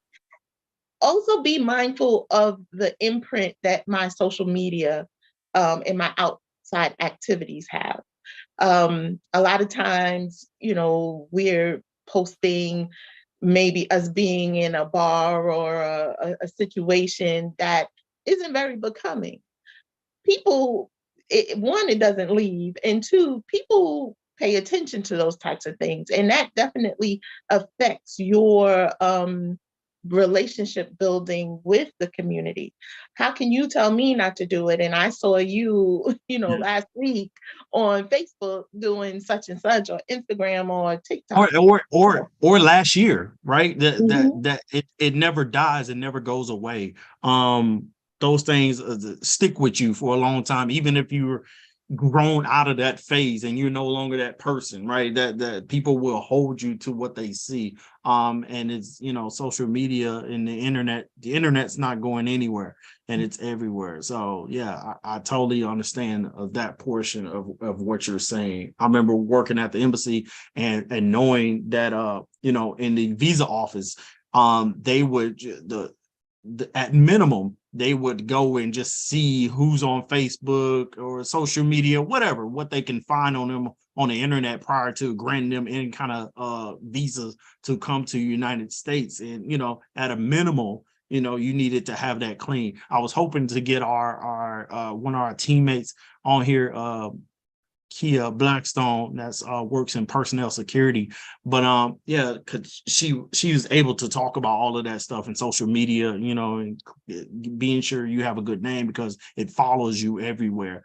So, and I think a lot of people are in the now, really don't think about themselves 10 years from now, what they're doing, but it's extremely important. It's kind of like a credit score, like, and it doesn't go anywhere. It can get better, but if somebody wants to go back into the archive, they can really see all the bad things that you've done, right? So be cognizant of that in the way you move and where you want to be. So thank you. I appreciate that input. I wanted to close out my portion of it before I turned over to Mr. Martinez. We wanted to get into the events recently from Memphis with Mr. Nichols, the passing of Mr. Nichols, and those events, and get everyone's input on it. We felt like we wanted to take this opportunity while we're talking about law enforcement to also just do a real good check on ourselves and our mind states and where people are day to day, because the human factor really contributes to all of this, and people have to be accountable. So how can we do better with keeping people accountable in all our positions, right? We all have an authority figure that we have to comply by. So, no one's above that, even at home, right? No one's above that. So, we want to jump into that conversation, and I appreciate all you guys' input. Felix? All righty. So, as law enforcement professionals, we know that policing and just law enforcement, no matter what the position is under attack, and rightfully so. We see the actions of a lot of officers that I think, and this is just my opinion, and again, this is my opinion and not my department's or anything. These are my own opinions. We we lose track of why why we joined, and we lose track of what's reality, what's not. If I have a gun and badge, that does not make me any better than any other individual. It gives me a responsibility. If anything, I'm supposed to be held to a higher standard, meaning you're supposed to know, to the points we were making earlier, we're supposed to know how to solve a problem, not create the problem. And the actions we saw from Memphis is a complete, uh, it's honestly an embarrassment. It is not why we choose to serve. It is not why uh that's not what we do in our profession. We are here to protect and serve. We're here to we're public servants, and we are here to ensure that the public is receiving a service for their betterment, not for what just occurred. When we see this video, I don't know if we've all seen the video, but there's a lot to unfold. When you look at it, protocols were definitely not followed. It's 5-on-1. There's no reason why we can't handcuff a guy with 5-on-1. There's no reason. And they're 5 strong males. Structure-wise, that 5 individuals, there's no excuse. We're taught the academy how to, 1, de-escalate a situation, 2, how to approach a traffic stop, 3, how to control a scene. There's no way that this escalates to this point. And then what happened to the duty to intervene?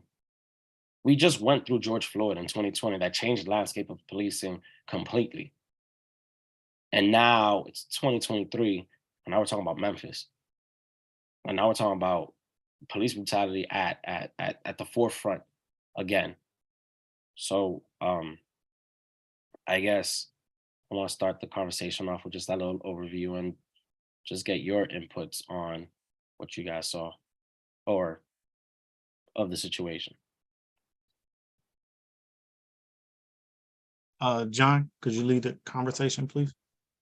Yeah, sure. I think we're starting to see the line shift, and I don't think this is a good thing at all, but it used to be white officers versus Black community members, and that was where the whole police brutality for the last, I would argue, 30 years has been switched around. Now you're just seeing police versus public, which I think is more damning to our career, because as hard as Officer Martinez works, as hard as Officer Lynch has worked in our communities to try and make the police the public trust us. And that's also when dealing with crime too. You can't, there's drug dealers out there, there's people that are bad people. You're not trying to build a good relationship with them, because at the end of the day, you're there to put those people away. But you're still trying to repair and heal that negative image in the community. And then something like this happens, and then everybody shutters the doors, and all those people that you were out talking to the week before and building those relationships with completely stop talking to you. And you can't blame those people, because everyone in the community feels the same way. So you talk about wanting to unite a community, you want to unite people, you do an act of violence like that, and then see how quickly that community comes together. Unfortunately, it's against the police, and it's a community interaction that you don't want to have, but that's the quickest way to turn an entire community against you, is to do something like that. Real quick, I have a really interesting training scenario that we do at the Federal Law Enforcement Training Center. You're driving around in your vehicles, and you have they have a whole city built there at FTZ because they have the money to do it. But you get called to an officer needs assistance, and you drive in, and then you're viewing how these officers handle it. The officers, the only thing that the call goes out is officer needs assistance. You go in there, and the officer is fighting with somebody, and as they're hitting them with the baton, the person's fighting back. As soon as you get into the room, the person goes limp. They stop moving. The officer still keeps hitting them. It's very difficult to mentally, and I'm not at all defending the actions, I'm just telling you what the thought process is there. And that, as Officer Martinez said, the duty to intervene, you have to switch your process going from that officer is fighting with that person and needs help to, after a couple of swings, your brain, you say, wait, partner, he's good. And you're supposed to be pulling that person back. Hey, partner, he's good. Let's cuff him up. Partner, you're hitting the guy in the head and he's not moving at all. That's where that click from the humanity side, from robot police officer that we were talking about earlier, to not seeing the world in black and white, meaning there are gray areas where you can have somebody de-escalation of force, where you're required to go hands-on, you're required to use force. And then as that interaction is happening, you're going to have to scale back. Like you said, why can't we cuff that person? Why can't we stop having 5 people hit that person? Use of force, there's all these discussions about it. But in that training scenario, it was very interesting to see how some officers weren't able to switch that on. One of the officers, I remember, he actually pulled out his weapon and like covered the guy as he was continuing to beat the motionless person. Obviously that's corrected in the training academy. You want that to happen there and not out in the street. Some of the officers were pulling their batons out and joining, but I was very proud of the officers who wait a minute, partner, and they were pulling him back. Partner, he's not moving. Partner, he's good, we got him. And then they would cuff him up and they would push him out of the way. So I think as we continue to improve what the training requires for police officers, and we talk about increased professionalism, Mr. Martinez mentioned that you should have a law enforcement degree to enter law enforcement, to truly understand what every asset of what we're doing and the facets of law enforcement. I'm hoping that these situations go down, but every time I've said that, 2 years later, another thing like this happens. So Unfortunately, when you ask a community, when they say, what can we do to make this better? I always say the same thing. Send us your best and your brightest. Send us the best people you have in your community so that they can police this community. You know what I mean? I don't need people to investigate this. I don't need people to tell us what we did wrong. I need those good people wearing a uniform, because when those good people are wearing a uniform, these types of things don't happen.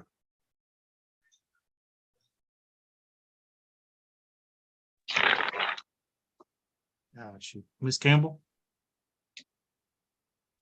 I struggle. I struggle with this because, one, I intentionally have not watched the video because as a mom, I can't imagine raising a child and seeing that anything like that happen to them, and then understanding that when people have their back up against the wall and things are happening to them and they feel powerless, the first thing they do is call for their mom. We're supposed to be the saviors and the protectors of our children, and we never send them out to be in these kinds of positions.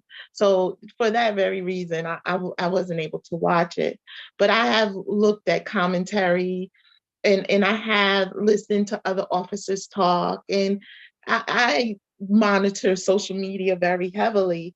And I hear, there's only bad apples, the bad apples, but the whole orchid is tainted now. These situations taint the whole orchid, and you can't see. Every apple looks rotten now.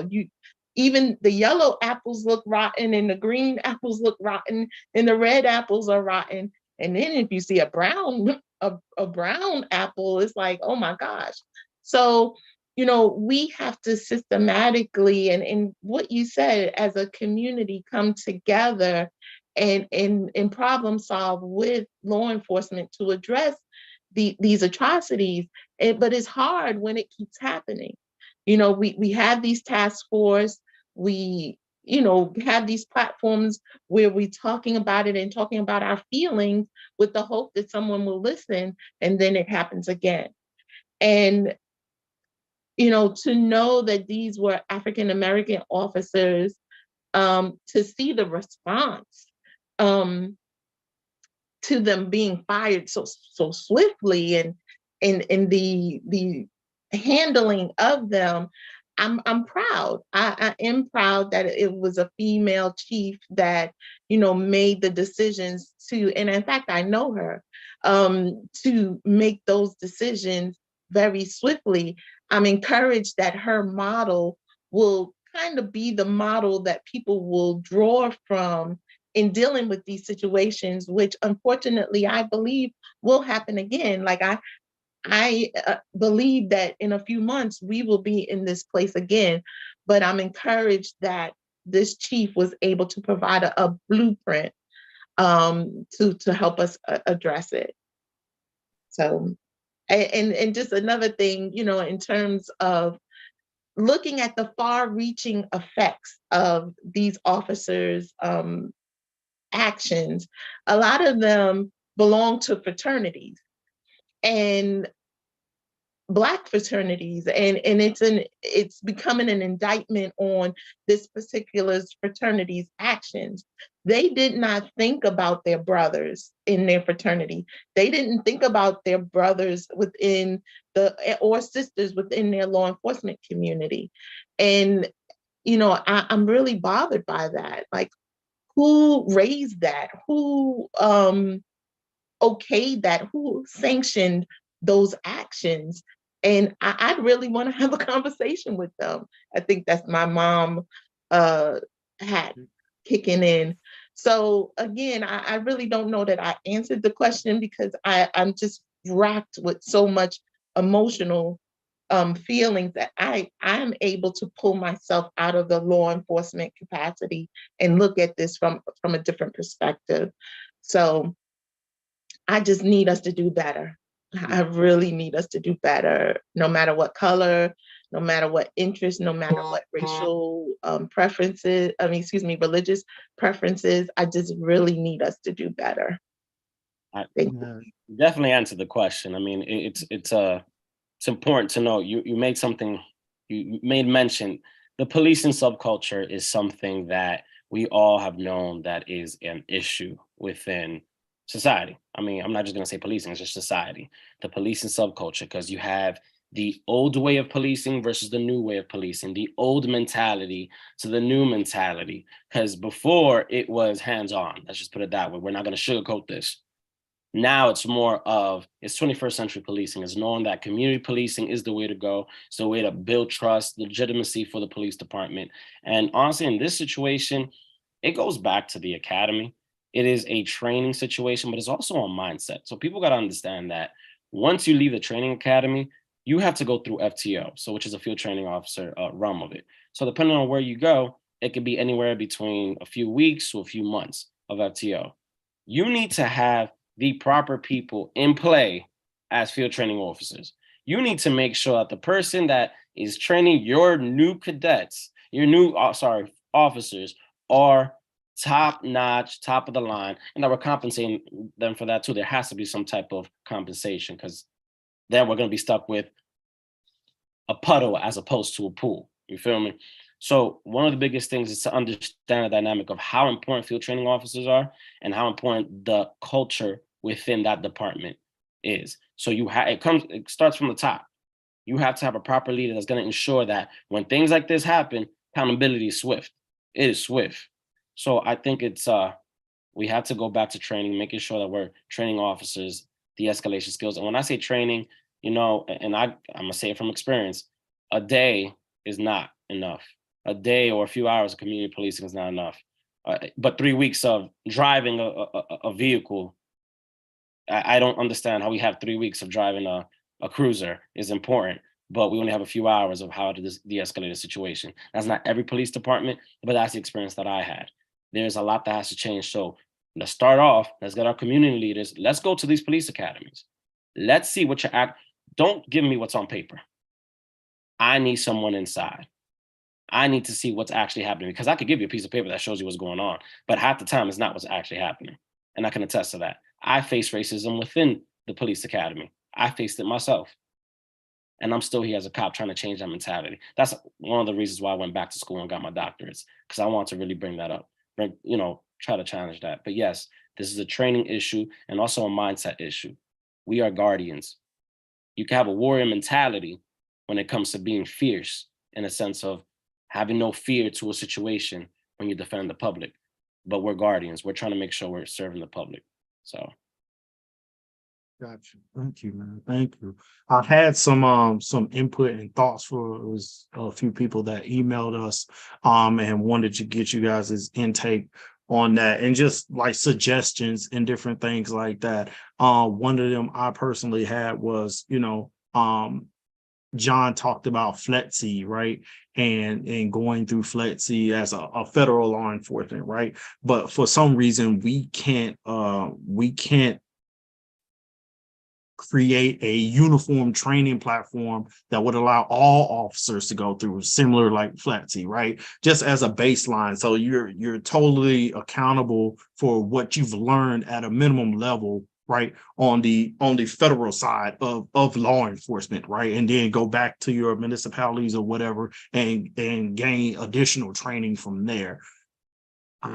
We wonder why that doesn't exist, right? That type of uniform training platform, just like boot camp, right? For the military, like, hey, no matter where you get stationed or assigned, you will go to this boot camp. You, at minimum, you will learn this. At minimum, you will be trained on this, right? And for some reason, that just doesn't exist. And I don't think it's a budget issue, right? We just need, legislation to pass to have action behind it, because I think that's truly important.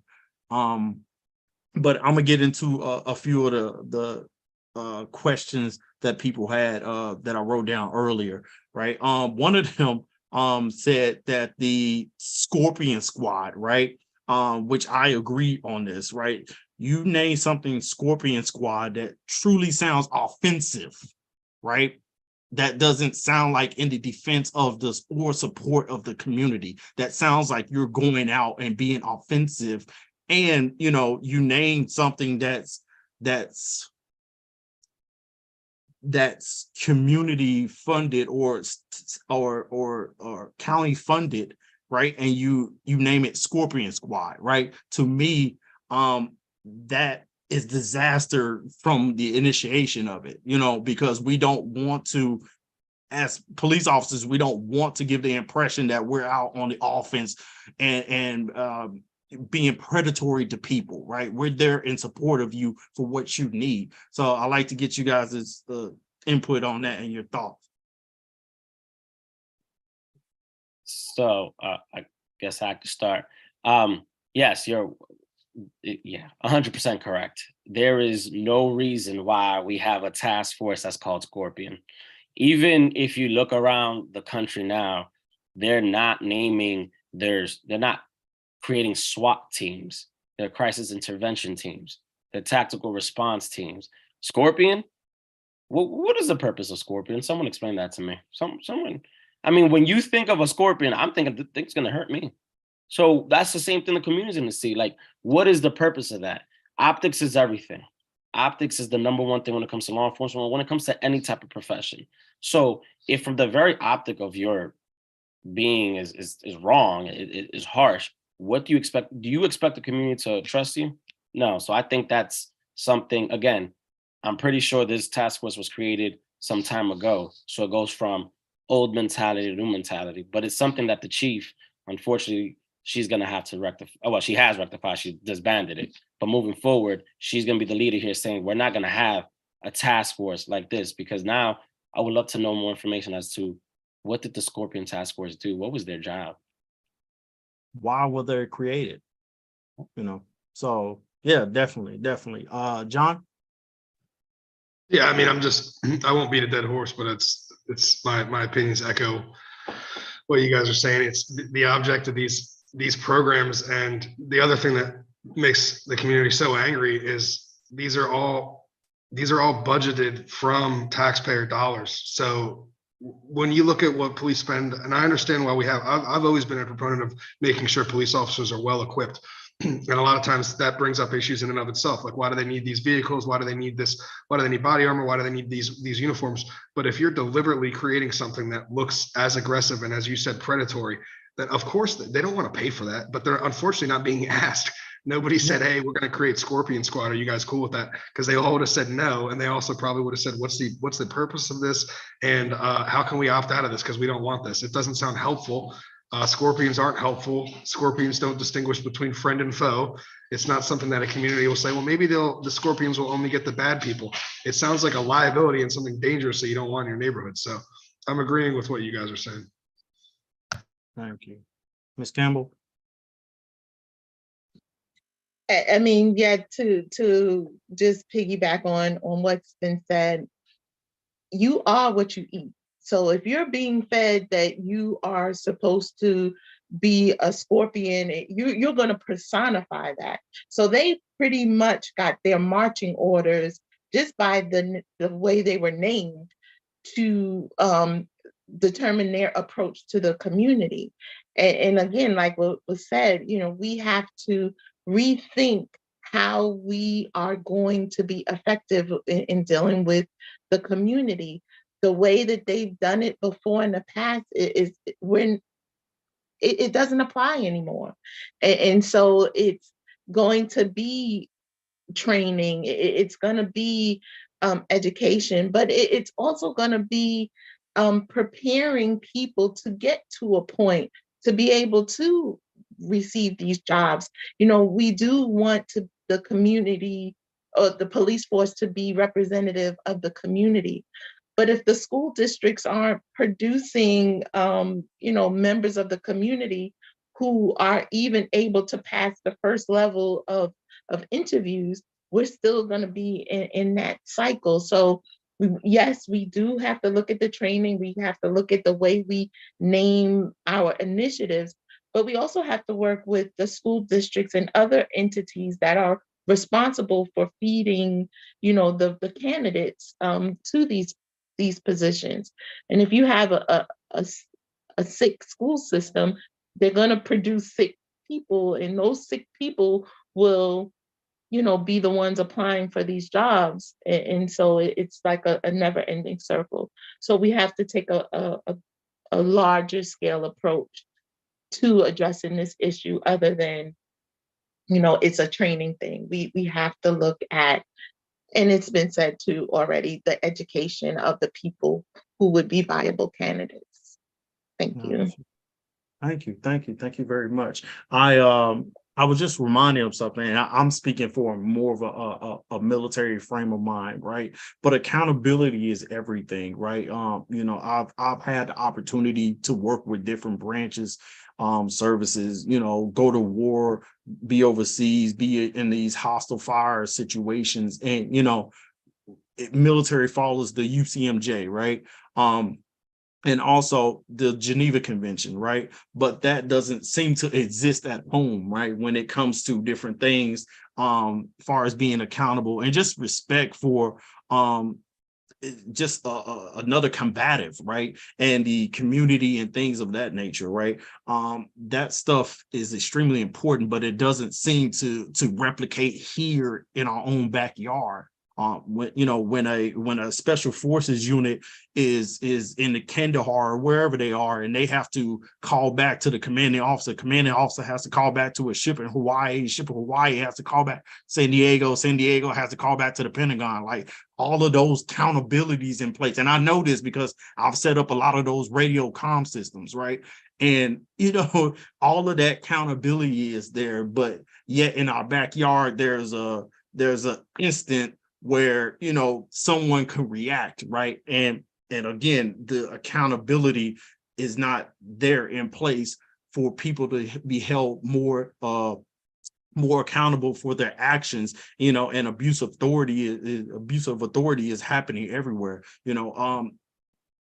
Years ago when I was in overseas, Abu Ghraib was a big thing that was going on. Some of those people, military, that were involved in that and involved in what that happened at that pension are still in Leavenworth, right? And and they are depicted as a certain way, right? But again, these people were held accountable, transferred, and that's where they are, right? So at what level could we start trying to expedite efforts to get the same accountability in place for law enforcement professionals and people who are here in our own backyard is extremely important and needs to exist on some kind of way. I've had two more inputs and then we'll wrap it up from some people that were on our YouTube page. One lady said, maybe we should have QR codes on our license plates, so when an officer scans the QR codes, all the registered owners will be notified of the time and location. All right, I think something like that would have been important in this case, definitely for his own parents to know where he was, what time incidents happened, and I don't think that's a difficult fix at all. Since we definitely have the tools and the resources in place, definitely, I would definitely be into that. Just, scanning the vehicle and knowing what time and location where the vehicle is and when this incident is taking place. That's a great one to me. Any inputs on that? These officers had body cams, that's dashboard cams, there were aerial surveillance, and that wasn't a deterrent. I mean, definitely I applaud, the community. Like, we're so desperate, we're like, we got to try everything. We have to try anything. And I applaud that person for having a suggestion, but people spent a lot of money for these things and they weren't a deterrent. It's like, it's not a one size fit all kind of approach. It has to be a policy driven. It has to be a trickle down effect. And it also has to be an inner accountability issue. They had all these things and they still broke the law. So that's a problem within yourself. Like that. So again, I wrote it down because I was like, oh, that might be a good idea. But then I thought, wow, they had a dash cam. I mean, and thank God they had it, and they had the body on cam so that we could see what was going on, but it wasn't a deterrent. So Yeah. I think that this approach would be more geared towards the end user, which will be the registered person, more than waiting for information and video footage to come out. Just like we get all kinds of notifications on our phone. Hey, like my son is here being pulled over, like I'm going there, right? Something is wrong, I'm going there. So, it may be approach, it may be something to look into. I'm not for sure, but that was just someone's opinion, and we want to respect everyone's opinion and thank them. John, your thoughts? Yeah, I definitely applaud people for, unfortunately, there's so much finger pointing when something like this happens. People just start blaming each other. So I definitely applaud you if you can put on your thinking cap and just start creating any type of solution or propose any type of idea. I agree, Ms. Campbell, that I think we could try to put as many barriers in place as possible, but like you're addressing some of the symptoms. We need to address the cause. We need to make sure that this incident doesn't happen. We need to make sure it doesn't happen because the police officers don't want it to happen, not because the police officers are afraid that the QR code went off and that somebody has been alerted and that they're now being more closely monitored. This is something that has to happen, you said, at a very high level, not just a policy change, but this will be some sort of political movement. Unfortunately, with political divides, it's often hard for people to agree on which side needs to make the changes, and there's always finger pointing. But I think once we, like I mentioned before, once we can start, are going to fund the changes. Yeah, exactly. That's the other thing, is who pays for the QR codes? Who's going to monitor it? Who's going to set these up? Is that coming out of our budget? I think once we can just start getting quality police officers in these positions, we always talk about increasing police officer pay to make it more attractive. Unfortunately, I think you have to have those police officers in place before you can justify that pay. I know that's a similar issue where they talk about with teachers too. Once you start getting these police officers to be of the highest caliber and to represent the best people in the community, then I think you can turn around and say, hey, instead of starting us off at 45, 50, 60,000, these officers like Mr. Martinez are very, very well educated. They're very professional. These people should be starting off at 90, 100,000. And then we quickly be able, at the school level, we can make this attractive for people. So instead of saying like, hey, this guy didn't have any else thing going for him, he's just going to be a cop. He looks like he could fight somebody. He could just become a cop if all else fails. Instead, we have people desiring to do that. Like when I grow up, I think I'm going to make some good money. I'm going to get my degree and I'm going to become a police officer. They're like, oh, that's pretty hard to get into. Like, no, I can do it if I put my mind to it.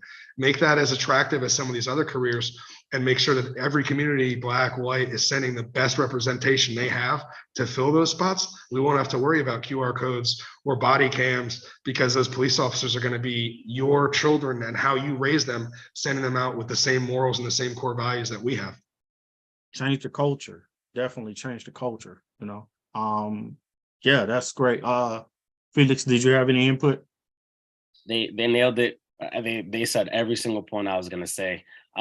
It's the truth. We know what needs to change. Now it's time for our leaders to say enough is enough. It's time to change it.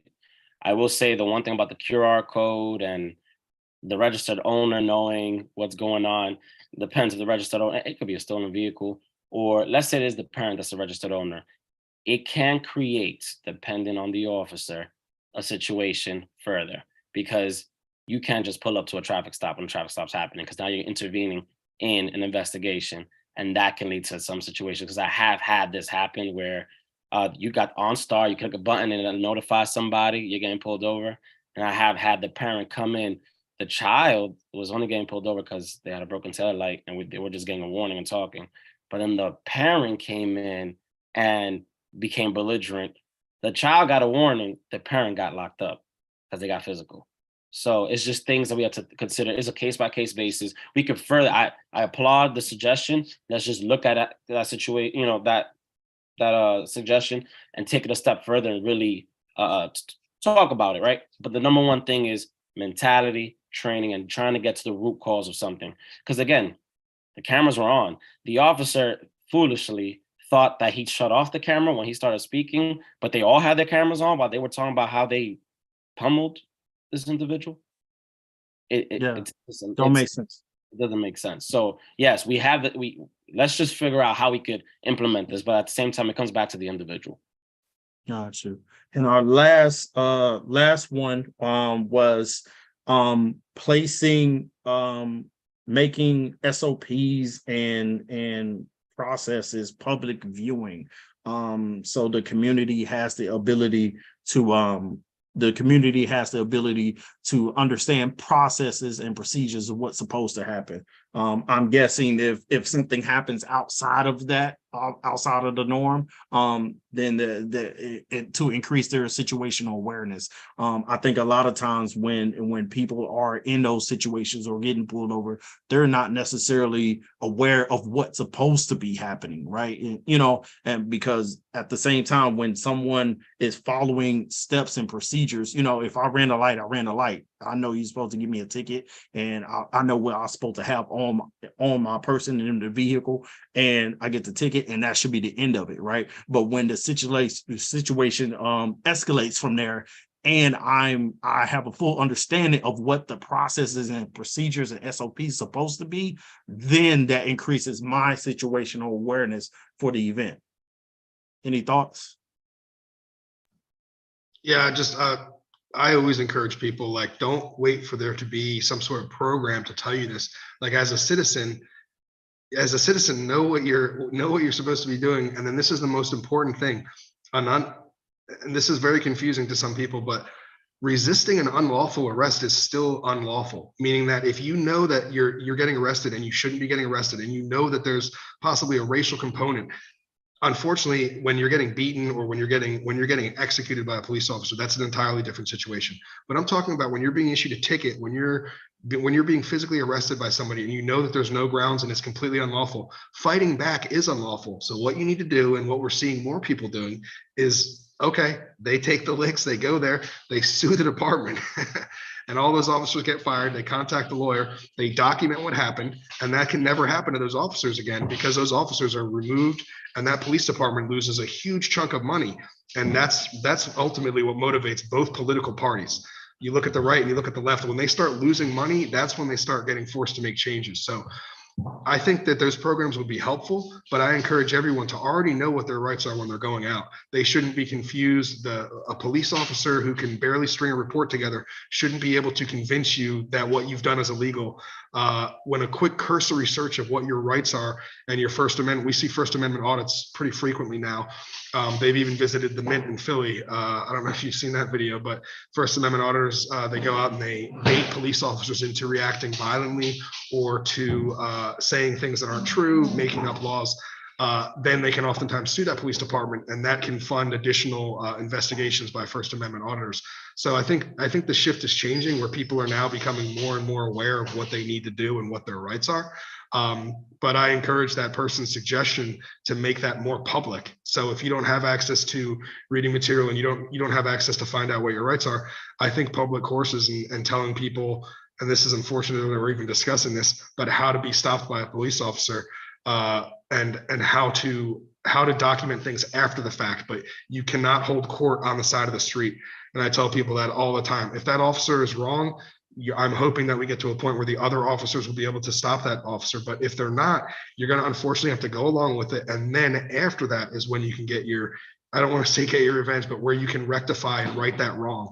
And that's usually going to be punitive against the police department, which is, in my experience, the biggest way to indicate change and to force change is by taking a huge chunk of that police department salary for next year. Awesome. Felix? I agree. People, number one, and I think Mr. Lynch is speaking about educating yourself. That does not mean TikTok. Please and thank you.